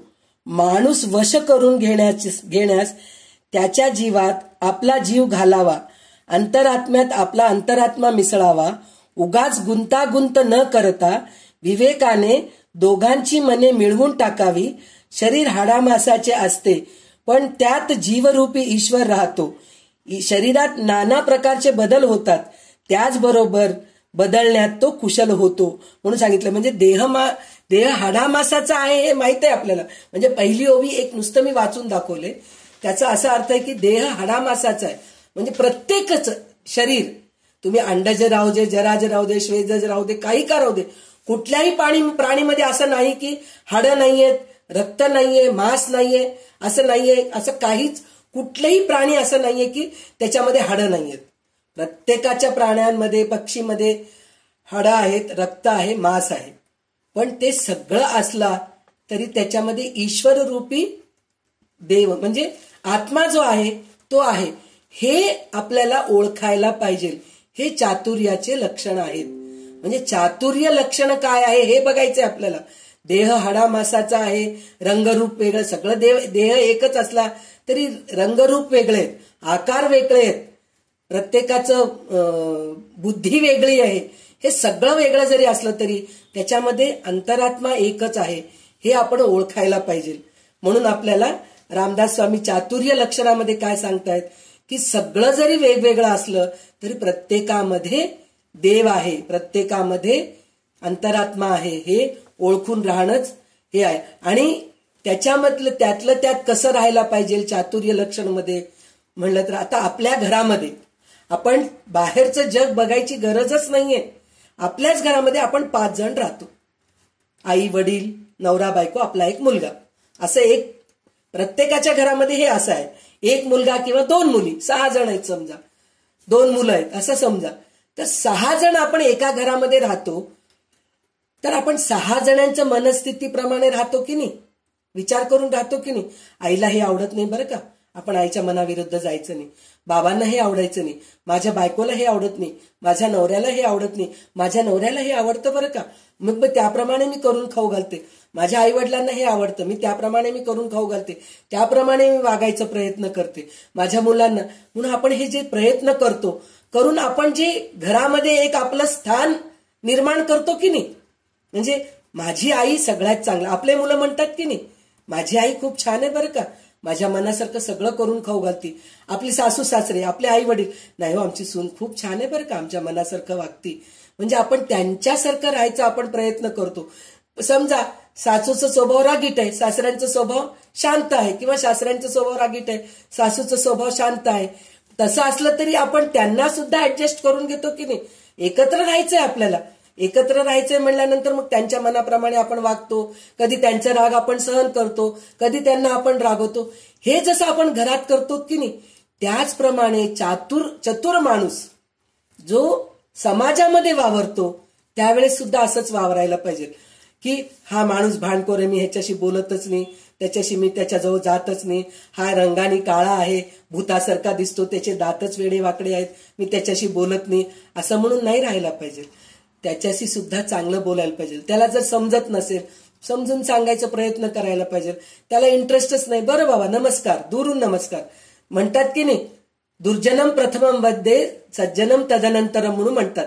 म्हणजे दुर्जन लोकांना पहिले नमस्कार करायला पाहिजे. म्हणजे दुर्जन लोक काय, प्रत्येक वेळेस आपल्यामधलं काय खोट आहे ते काढायचं बघत राहतात. सज्जन लोकांना आपण नमस्कार नाही केलो तरी ते काय म्हणतात, नाही केला असेल त्याच्याकडे तरी त्याचा विचार काहीतरी डोक्यात चालू असेल, तो आपल्याकडे आपलं लक्ष नसेल. पण तेच दुर्जन माणूस जो असतो, बघितलाच नाही, मला बघून मुद्दाम म्हणून तोंड फिरून गेलाय, इग्नोर केलाय तो, मला बघितलाच नाही असं विचार करतात. म्हणून त्यांना पहिले नमस्कार करायला, नमस्कार म्हणून पहिले त्यांना नमस्कार करून मग तुम्ही वाटल्यास तर सज्जनांना करा. म्हणजे हे चतुर लोकांचं लक्षण आहे. चातुर्य लक्षण म्हणून जे सांगितलेलं आहे ते करतात. तर हे चातुर्य लक्षण कसं असतात, काही लोक वशीकरण करतात. वशीकरण करणं म्हणजे काय, डोक्याला तेल लावणं किंवा काहीतरी खाऊ घालणं, हिप्नॉटिझम करतात पहा, ते करून आपलं करून घेतात ते. तर चतुर माणसाचं लक्षण तसं नसतं. त्याला हिप्नोटाईज करायची गरजच नाहीये, डोक्याला तेल लावायची गरजच नाहीये, किंवा काहीतरी खाऊ घालायची गरजच नाहीये. त्याच्या बोलण्यानेच त्याच्या लोक त्याच्या जवळ येऊन जातात. त्याला काही करायची गरज नाही. तो चांगला बोलला ना, नाही आम्हाला त्यांच्याकडे जायला आवडतं बरं का, आम्ही त्यांच्याजवळ जातो, ते खूप छान शिकवतात. आता रेखाताईला काही हे करायचं केले का त्यांनी, की मी ज्ञानेश्वरी सांगतेय, तुम्ही या माझ्या क्लासमध्ये या. आता 1-2 जणी ऐकले त्यांच्या मुखानी, म्हणजे हे मुखानी प्रचारित होतंय. काही जाऊन काय म्हणतात ऑनलाईनवर ते किंवा मीडियावर ते टाकावं लागलं नाही की रेखाताई क्लास घेत आहेत, संध्याताई क्लास घेत आहेत, असं आपल्याला मीडियावर टाकावं लागलं का, नाही टाकावं लागलं. पण ज्यांना आवडतं, आता आज दासबोध आहे, कोणाला बोलवावं लागलं का, येता का तुम्ही म्हणून, नुसतं ग्रुपवर टाकलं की दासबोधाचं टायमिंग 3 वाजता आहे, आपणहून सगळेजणी आले आणि सगळे ऐकतायत. तर चतुर लक्षण कसं असतं, म्हणजे मी सांगते म्हणून सांगायची गरज राहत नाही. त्यांच्याजवळ ऑटोमॅटिक येऊन आवडलं ना तर त्यांना बोलवायची गरजच नाहीये. आता रेखाताईंचं बघा, 1 ते 2 परत 3 ते 5 आपले क्लास चालू आहेत. पण 3 ते 5 क्लास चालू आहे, 1 ते 2 जमत नाही म्हणून कोणी क्लास बुडवत आहेत का, 1 ते 2 सुद्धा ज्ञानेश्वरी व्यवस्थित ऐकतायत सगळे लोक. त्याचं कारण काय, त्यांची सांगण्याची पद्धत, त्यांची सांगण्याची शैली आहे, आणि जे त्यांच्या बोलण्यामध्ये जे गोडवा आहे की नाही, त्यामुळे आकर्षण होऊन आपणहून ज्ञानेश्वरी ऐकायला जात आहेत की नाही. हे चतुर्लक्षण आहेत. म्हणजे चतुर्लक्षण म्हणून आपल्याला प्रत्येक वेळेस जे रामदास स्वामी सांगत आहेत चतुर्लक्षण आहे निरूपण म्हणून जे सांगतायत, तर हेच आहे. म्हणजे लोकसंग्रह करायची गरज नाहीये, ते आपणहून होऊन जातात. लोकसंग्रह म्हणजे चतुर्लोक सगळ्यांशी कसं व्यवस्थित वागतात. आज हा माणसाचा स्वभाव असा आहे म्हणून त्याच्याशी भांडत बसत नाहीत, त्याच्याशी पण गोड बोलतात. जो चांगला आहे त्याच्याशी पण गोड बोलतात. तुम्हाला अध्यात्म आवडतं तर तुमच्याबरोबर अध्यात्माच्या गोष्टी करतात. दुसऱ्या कोणीतरी आहे त्याला सिनेमाचे गाणे खूप छान आवडतात. अरे आज सकाळी ऐकलास का रे तू रेडिओवर ते गाणं मी ऐकलो बघ, खूप छान होतं पहा, असं म्हणून मग ते गाणं त्याच्याबरोबर म्हणायला लागतात. असे लक्षण. आणि काही लोक स्वयंपाकाची आवड असते. अहो आज स्वयंपाक केले हो मी, त्याच्यामध्ये बघा हे मसाला घातले, ते त्यांना ते सगळं असं वर्णन करून सांगायचं असतं. छान मस्त असं चटणी कुटून घेतले, मग छान असं मीठ टाकले, काय थंड म्हणून फोडणी घातले, हे असं सगळं बोलायचे त्यांना. मग ती बाई सारखं स्वयंपाकाच बोलत राहते, तिच्याजवळ मला जायला आवडत नाही. असं चतुर माणसं जे असतात ना ते तसं करत नसतात, त्यांचं पण ऐकतात ते. हो का, हो छान झाली का चटणी, अरे वा खूप छान आहे की, पुढच्या वेळेस केलात ना मग मला पण द्या. खरं त्यांना खायचं नसतं, पण त्यांना आनंद मिळावं म्हणून ते असं बोलायचा प्रयत्न करतात. काही लोकांना काल ना मी शॉपिंगला जाऊन आले हो, छान होतं मॉल. हो का, एसी आहे का, छान आहे का, त्याच्यामध्ये एक्सिलेटर आहे का, असं सगळं. म्हणजे आपल्याला खरं काही त्यात इंटरेस्टच नाहीये, पण तिला आनंदी ठेवण्यासाठी म्हणून तिच्याशी बोलताना हे सगळ्या गोष्टी. म्हणजे तिला काय वाटतं, अरे हिला पण शॉपिंगचा आवड आहे बाबा, पुढच्या वेळेस तिच्याशी बोलूया म्हणून. असं म्हणजे हे वशीकरण करायची गरज नाहीये, आपणहून लोक त्यांच्याजवळ येतात. त्याचं कारण काय, त्यांनी प्रत्येकामध्ये भगवंत बघतात. चतुर माणसं जे असतात की नाही, चातुर्य लक्षण जे आहे ना, प्रत्येकामध्ये भगवंत बघतात म्हणून हे अशा गोष्टी होतात. नाहीतर सहजासहजी कोणाजवळही जात नसतात हो. कोणी रस्त्यावर जाऊ लागले कोणालाही भेटतात, किंवा रस्त्यावर जाणारे तर सोडून द्या, आपण एका गल्लीत राहतो, त्या गल्लीमध्ये पण सगळ्यांच्या घरी जातो का, काही एका ठराविक लोकांच्या घरी जातो. त्यांच्याकडे गेले की आपल्याला छान वाटतं. अहो त्यांच्याकडे गेले की एक मन प्रसन्न वाटतं बरं का. एकदा जाऊन त्यांना भेटून येते मी, जाऊन 8 दिवस झाले जाऊन भेटून येते. काय वाटतं त्यांच्याबद्दल, त्यांच्यामध्ये ते चतुर लक्षण आहेत, ते सगळ्यांचं मन चांगलं ओळखतात म्हणून त्यांच्याकडे जावं वाटतं. काही लोक दिसलं तरी आपण त्यांना बघून अंजान मारतो, बोलत सुद्धा नाहीत त्यांच्याशी. त्याचं कारण काय, ते स्वभावानेच वेगळे असतात म्हणून त्यांना आपण. म्हणून चतुर लक्षण काय आहे हे आपल्याला ह्याच्यामध्ये सांगितलेलं आहे. आणि चतुर लोकांचं परत तेच सांगितलेलं आहे की ते खरं देव काय आहे, शाश्वत काय आहे ते शोधून काढतात आणि त्याप्रमाणे ते राहतात. हे आपल्याला ह्या दशकामध्ये कळालेलं आहे. तर चतुर लक्षण आपल्याला कळालेलं आहे. आता निस्पृह व्याप म्हणून दुसरा समास आहे. तर निस्पृह म्हणजे कशातही राहणं नाही, मला कशाचंही देणं घेणं नाही. संन्यास वृत्ती म्हणून म्हणलं तर सगळं संसार सोडून पळून जाणं ह्याला संन्यास म्हणत नाहीत. घरामध्ये राहून सुद्धा संन्यास वृत्ती येणं त्याला म्हणतात निस्पृह. तर हे निस्पृह काय आहे हे आता आपण ह्या समासामध्ये बघूया. तर रेखाताई वाचा पुढचा समास. दशक 15 समास दुसरा, निस्पृह व्याप लक्षण. श्रीराम समर्थ. पृथ्वीमध्ये मानवी शरीरे उदंड दाटली लहान थोरे, पालटती मनोविकारे क्षणक्षणा. श्रीराम.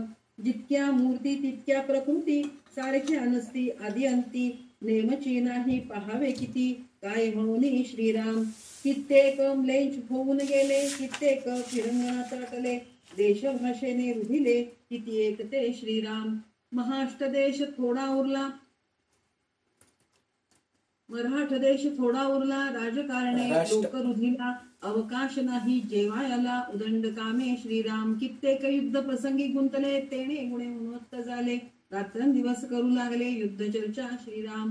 उदिम्यास व्यासंग लागला, अवकाश नाहीसा झाला, अवघा पोटदंडाचा लागला निरंतर. श्रीराम.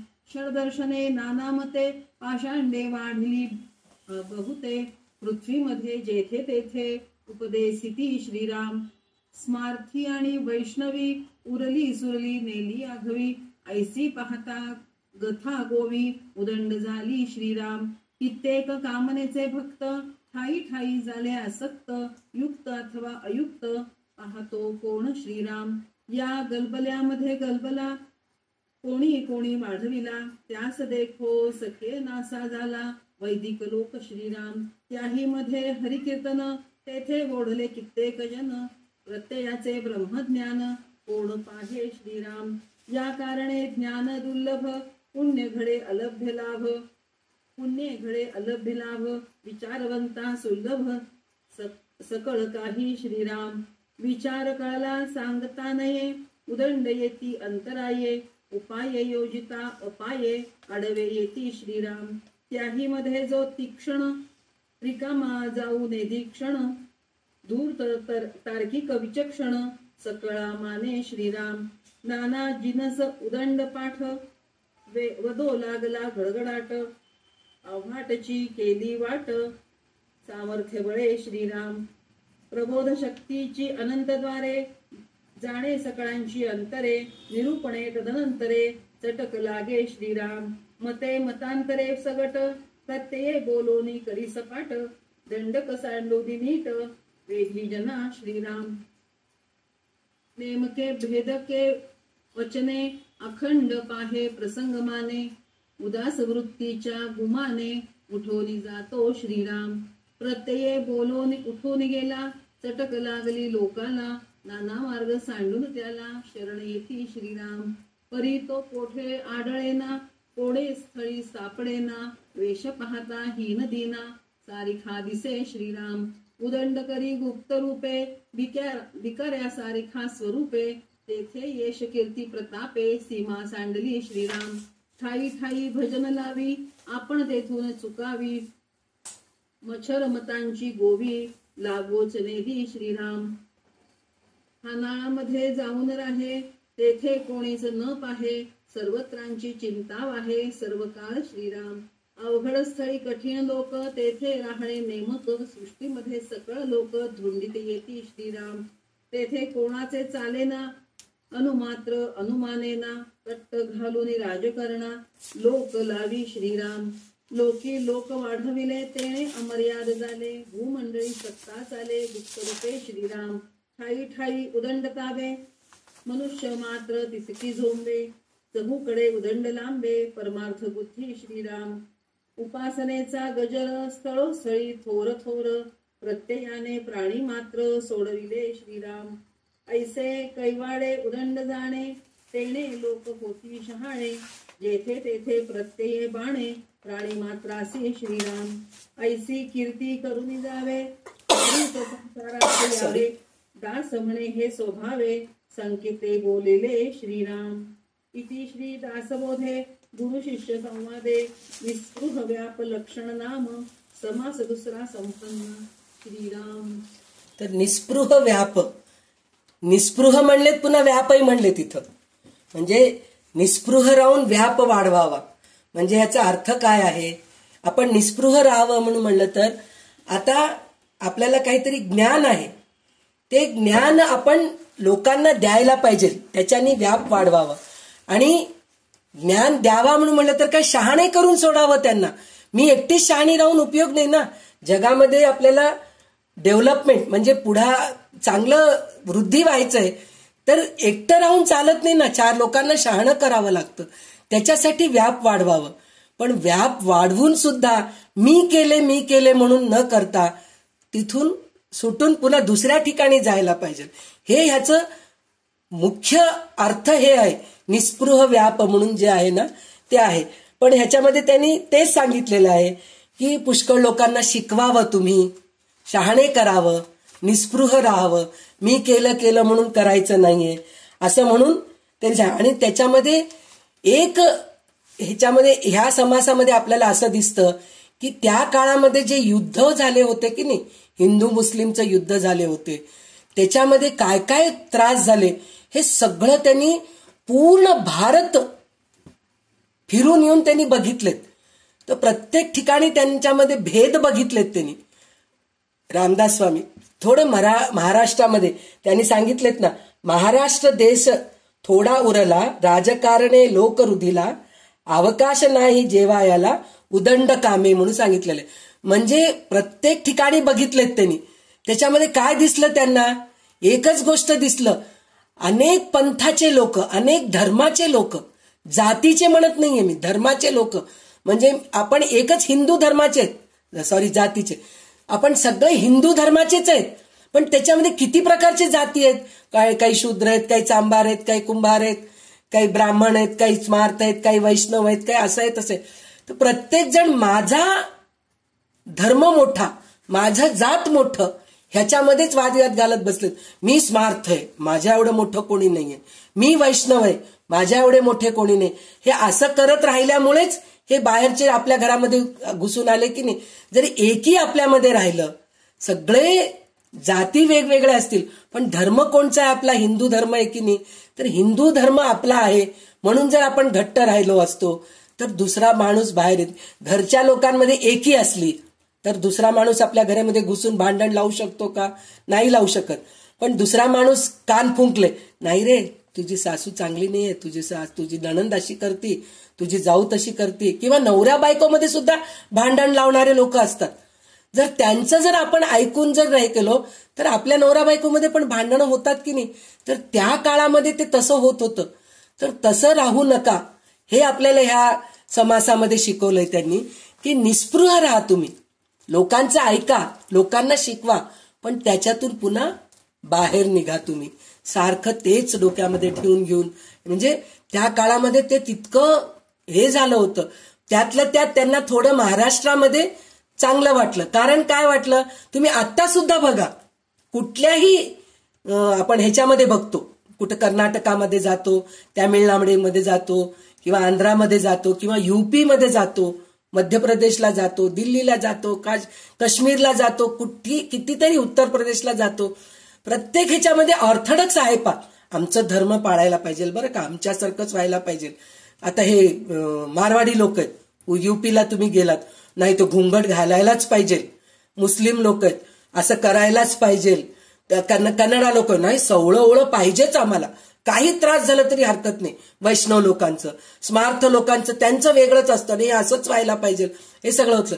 पण त्यातलं त्यात आपण महाराष्ट्रामध्ये गेलो ना, डेव्हलपमेंट दिसते की नाही. नाही हो, थोडं बदला ना, थोडं चेंज व्हा ना, मुलांप्रमाणे थोडं चालायला शिका ना तुम्ही. त्यांच्याकडे बघा किती निस्पृह दिसतात. महाराष्ट्राची फॅमिली कित्येक तरी बघतो आपण, मुलं मुली सोडून दिले, नाही हो त्यांचं व्याप त्यांना राहू द्या ना, आम्हाला पण एकटं राहायला आवडतं. आम्ही आमचं ग्रुप तयार करून घेतलो, आम्ही आमचं सिनियर सिटीजनचे ग्रुप तयार केलो, आम्ही आमचं एन्जॉय करतो, आम्ही आमचं बाहेर जातो, असं म्हणून. पण हे आताचं म्हणून म्हणतोय आपण, पण पहिल्या काळामध्ये सुद्धा महाराष्ट्राच्या लोकांचे एक विचारच वेगळे होते. म्हणजे आपण पुढे जायला पाहिजे. तुम्ही स्वातंत्र्यवीर सावरकरच्या बद्दल, शिवाजी महाराजांबद्दल, संभाजी महाराजांबद्दल हे सगळं आपण बघतो. तसं म्हणून दुसऱ्या देशामध्ये, दुसऱ्या प्रदेशामध्ये आपल्याला लोक नाहीत असं म्हणत नाही, पण कमी दिसतात. त्यातलं त्यात महाराष्ट्रामध्ये जास्त का दिसतात, म्हणजे थोडी त्यांची बुद्धी प्रगल्भ आहे, निस्पृह आहेत ते. तर त्याच्यामुळे रामदास स्वामी लिहिलेले आहेत की महाराष्ट्र देश थोडा उरला, म्हणजे तिथंच त्यांना असं दिसलं की इथं आपण काहीतरी करू शकतो.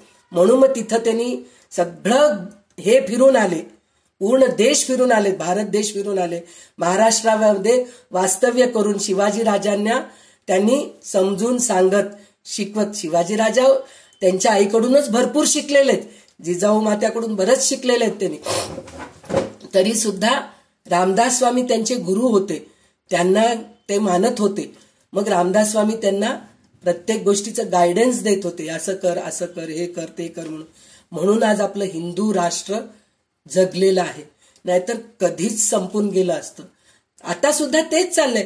आपण हे जे आता पार्टी आहे, धर्म नसेल, जातीबद्दल वादविवाद नसेल, पण हे पार्टी जे आहेत ना, काँग्रेस पार्टी, जनता पार्टी, काय म्हणतात आपलं बीजेपी, हे सगळे जे पार्टी जे आहेत की नाही, हे सगळे पार्टी एक होत नाहीयेत. वेगवेगळे असल्यामुळे बाहेरचा देश आपल्यावर आक्रमण करतोय आणि आपल्याला सगळ्या गोष्टीचा त्रास होतोय.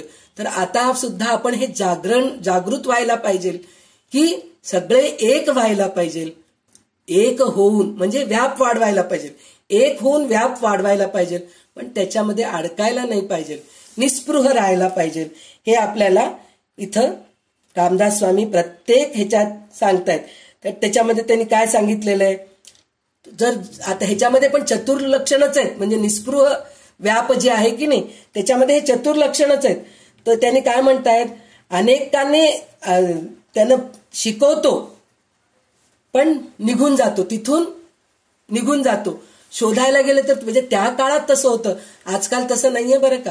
आजकाल अजून मला लोक विचारावं, अजून मी प्रसिद्ध व्हावं, माझ्याकडे अजून लोक यावं, हेच चाललेलं आहे. माझा आश्रम अजून मी किती मोठा वाढवू, माझ्या आश्रमामध्ये अजून काय सुखसोयी करू, ह्या गोष्टीकडेच लक्ष देऊन संत, म्हणजे असं म्हणून ते संत चांगले नाहीत असं मी म्हणत नाहीये, पण ह्याच्यामध्ये जास्त. पण त्या काळात तसे नव्हते, त्यांना शोधावं लागत होतं. म्हणजे ते कसं, आज इथं कीर्तन करायचं, उद्या दुसऱ्या कुठेतरी जाऊन कीर्तन करायचं, म्हणजे त्याच गावी टिकून राहिले नाहीत ते लोक, निस्पृह होते. निस्पृह होऊन सगळ्यांना शिकवून ते निघून जात होते, असं त्यांचं राहत होतं. स्वतः गुप्त राहून तो फार कार्य करत होता, म्हणजे गुप्त राहूनच करायचे ते कार्य, सगळ्यांच्या उघडीस येत नव्हते ते. ठिकठिकाणी लोकांना तो भजनाकडे वळवतो, परंतु आपण तेथे गायब होतो. कोणी आपला मत्सर करील असा गुंतागुंतीत तो अडकतच नाही. म्हणजे जिथं आपले खूप तारीफ करतात की नाही, खूप छान आहे हो, खूप छान आहे, खूप छान बोलतात, खूप छान हे करतात म्हणून म्हणणारे जे असतात ना, त्याच्या विरुद्ध दुसरे लोक पण असं आहे, काय त्याला काय सारखं पाहिलं तर तेच दासबोध, तेच भीतात, त्याच्यामध्येच असते, तिला काही दुसरं कामधंदा नाही, काही नाही. आम्हाला संसार आहे हो, नवरा आहे, पोरं आहे, बाळा आहे, आम्हाला संसार करावा लागतं, तिला काय संसार आहे म्हणून ती बसती आपलं 24 तास राम राम राम राम करत बसती, असं म्हणून चिडवणारे लोक सुद्धा आपल्याला असतात. म्हणून हे निस्पृह जे असतात की नाही जे लोक, ते एका ठिकाणी अडकून पडत नाहीत. आज इथं आहेत तर परवा तिकडे आहेत, त्याच्यानंतर तिकडे आहेत, असे राहतात. तर हे निस्पृह लक्षण आहे आपल्याला ह्याच्यामध्ये हे शिकायला मिळतंय की आपण समूहाने समूह निर्माण करावा, म्हणजे आपणच समूह निर्माण करावं, त्यांना शिकवावं, त्यामुळे मोठी संघटना तयार होते. म्हणजे समूहाने संघटना तयार होते. अशा रीतीने गुप्त राहून त्याची सत्ता समाजावर चालवावं म्हणून सांगितलंय. म्हणजे असं समूह निर्माण करावं, समूह निर्माण करून तुम्ही तुमचं कार्य करा. आता मी निघाले इथून, मी दुसऱ्या ठिकाणी चालले, दुसऱ्या ठिकाणी पुन्हा समूह निर्माण करावं, तिथं त्यांना सगळं शिकवावं, सगळं करावं, तिथून परत निघावं, पुन्हा पुढे निघून जावं, असं करत राहावं. पण आता ते करायची आपल्याला सोय नाहीये. पहिल्या काळात तसं होतं. तर निस्पृह, पण आता सुद्धा आपण हे गोष्ट करू शकतो. त्याचं कसं काय म्हणून म्हणलं तर, आपण जे काही शिकतोय ते आपण दुसऱ्यांना शिकवायचं. पण तेच सारखं सारखं बडबड बडबड बडबड करत राहिलो तर माणसांना कंटाळ येतं. तर निस्पृह राहायला पाहिजे हे आपल्याला सांगितलेलं आहे. लोकसंग्रहाच्या अनेक युक्त्या त्याच्यापाशी असतात, त्याचा वापर केल्याने लोक शहाणे होतात. प्रत्येक ठिकाणी लोकांना त्याच्या ज्ञानाचा प्रत्यय येतो. अशा कीर्ती संपादून जाण्यातच संसारात येण्याचे सार्थक आहे म्हणून सांगितले. म्हणजे ह्या पृथ्वीवर येण्याचं सार्थक तेच आहे. रामदास म्हणतात की अगदी सहजपण थोडक्यात खुणेप्रमाणे मी सांगितलेलं आहे. म्हणजे निस्पृह कसं राहायचं हे रामदास स्वामी आपल्याला थोडक्यामध्ये समजून सांगितलेलं आहे. तर आता किती वाजलेलं आहे, अजून एक समास होऊ शकतं, ते झालं की मग आपण थांबूया. तर तिसरा श्रेष्ठ आत्माराम निरूपण हे आपल्याला घ्यायचंय, त्याच्यानंतर मग आपण थांबूया. तर रेखाताई वाचा. दशक 15 समास तिसरा, श्रेष्ठ अंतरात्मा निरूपण.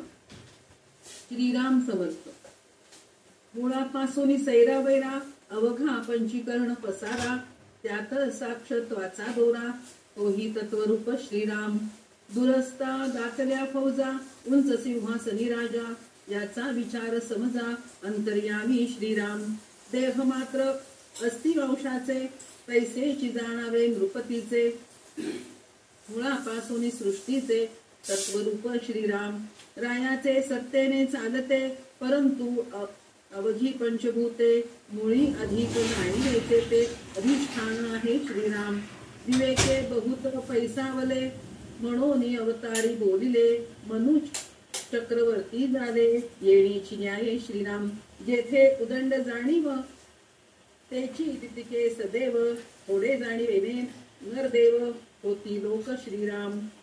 व्याप आटोप करीती, धके चपेटे सोसिती तेडी ठाणी सदैव होती देखत देखता श्रीराम ऐसे हे आता वर्तते मूर्ख लोकास कळे नाते विवेकी मनुष्य समजते सकळ काही श्रीराम थोर लहान बुद्धिपाशी सगट कळेना लोकासी आधी उपजले तयासी थोर म्हणती श्रीराम वये धाकुटा नृपती वृद्ध तयास नमस्कार करती विचित्र विवेकाची गती कळली पाहिजे श्रीराम सामान्य लोकांचे ज्ञान तो अवघाचा अभिमान दीक्षा दंडकाचे लक्षण येण्याची पाडे श्रीराम नव्हे कोणास म्हणावे सामान्यास काय ठावे कोणास म्हणावे किती म्हणून श्रीराम धाकुटा भाग्यास जलना तरी तुच्छ करीत तयाला या करणे सलगीच्या लोकाला दुरी धरावे श्रीराम नेमस्त कळेना वचन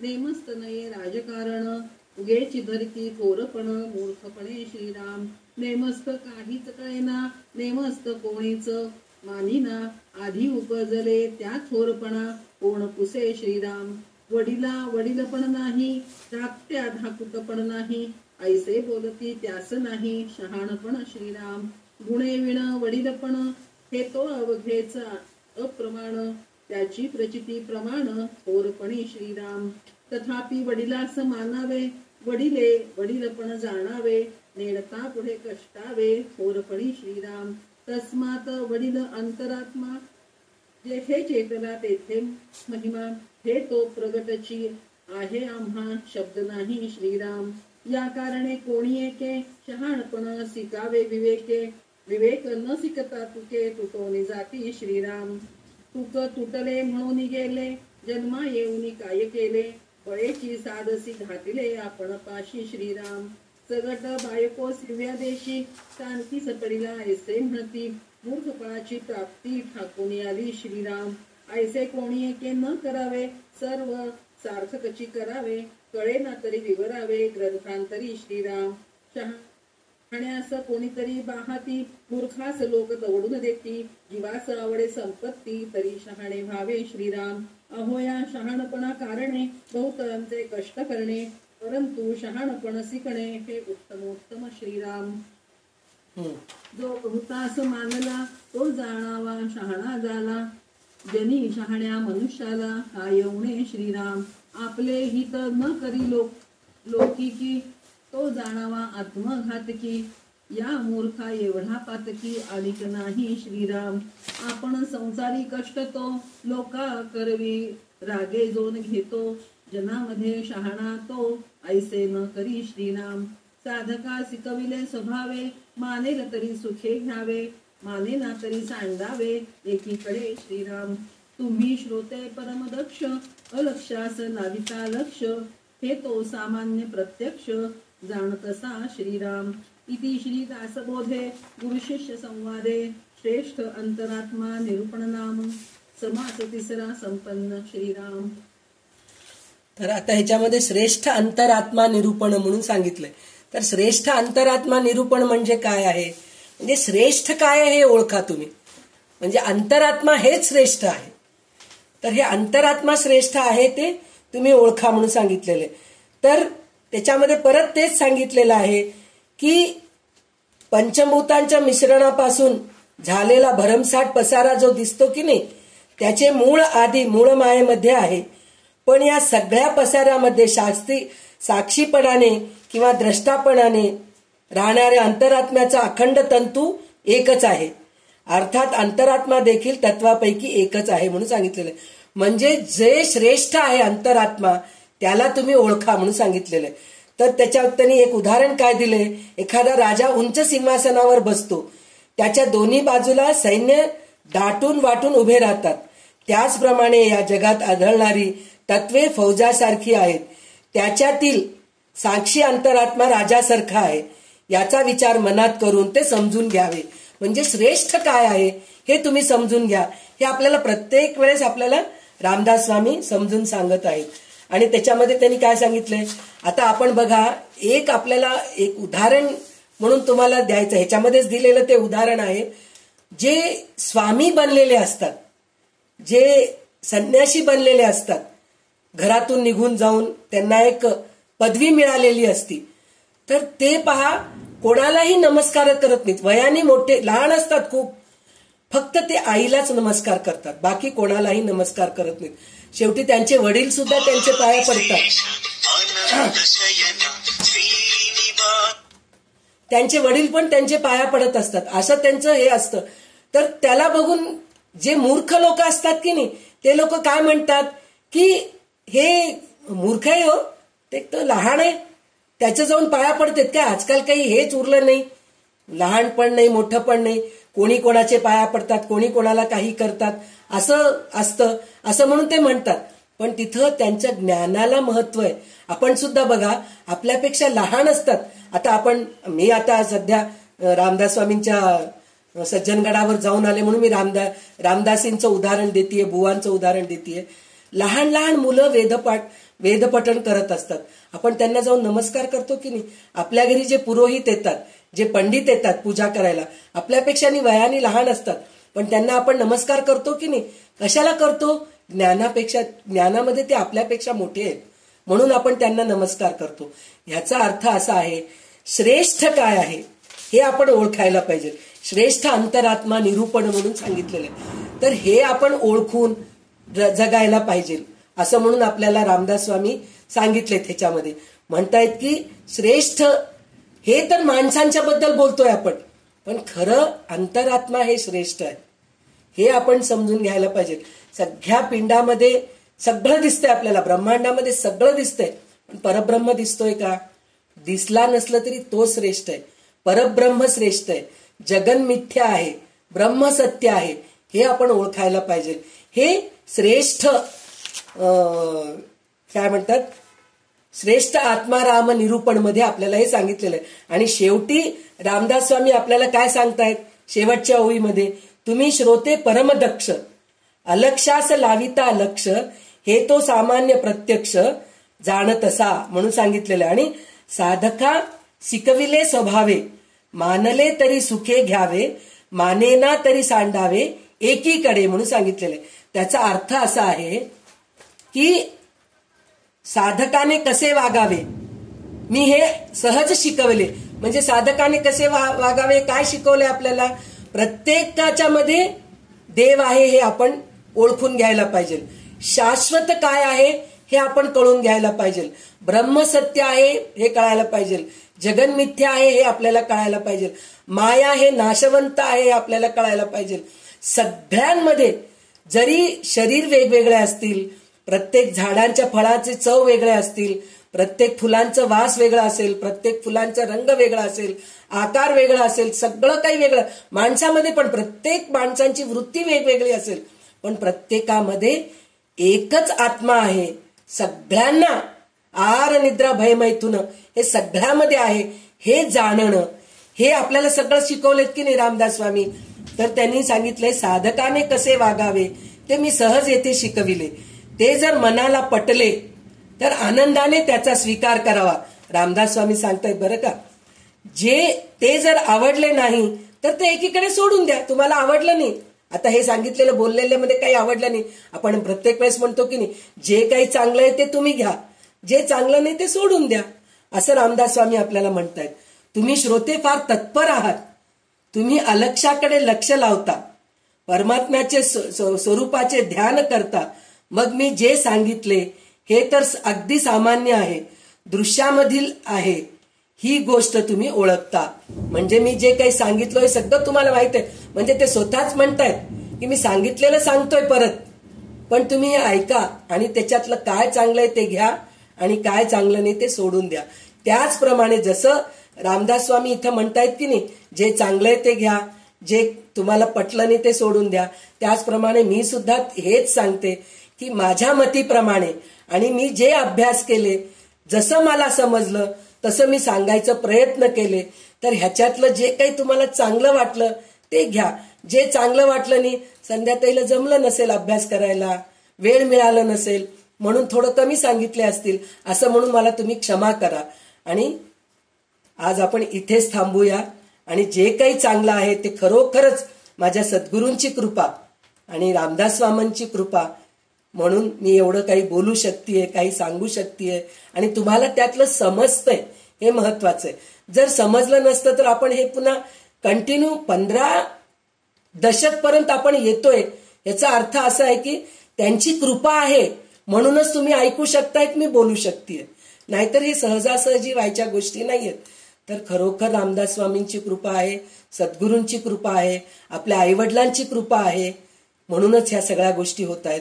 तर आज जे काही झालं ते सगळं माझ्या सद्गुरूंच्या चरणी अर्पण करून मी इथेच थांबते. आणि रेखाताई आता कल्याणकरी रामराया म्हणून आपण आजचा दिवस संपूया. म्हणजे आजचा जे अभ्यास केलो ते इथं थांबूया आणि उद्या परत दासबोधाचा अभ्यास करूया. जय जय रघुवीर समर्थ. श्रीराम समर्थ. कल्याण करी राम राया जनहित विवरी. कल्याण करी राम राया.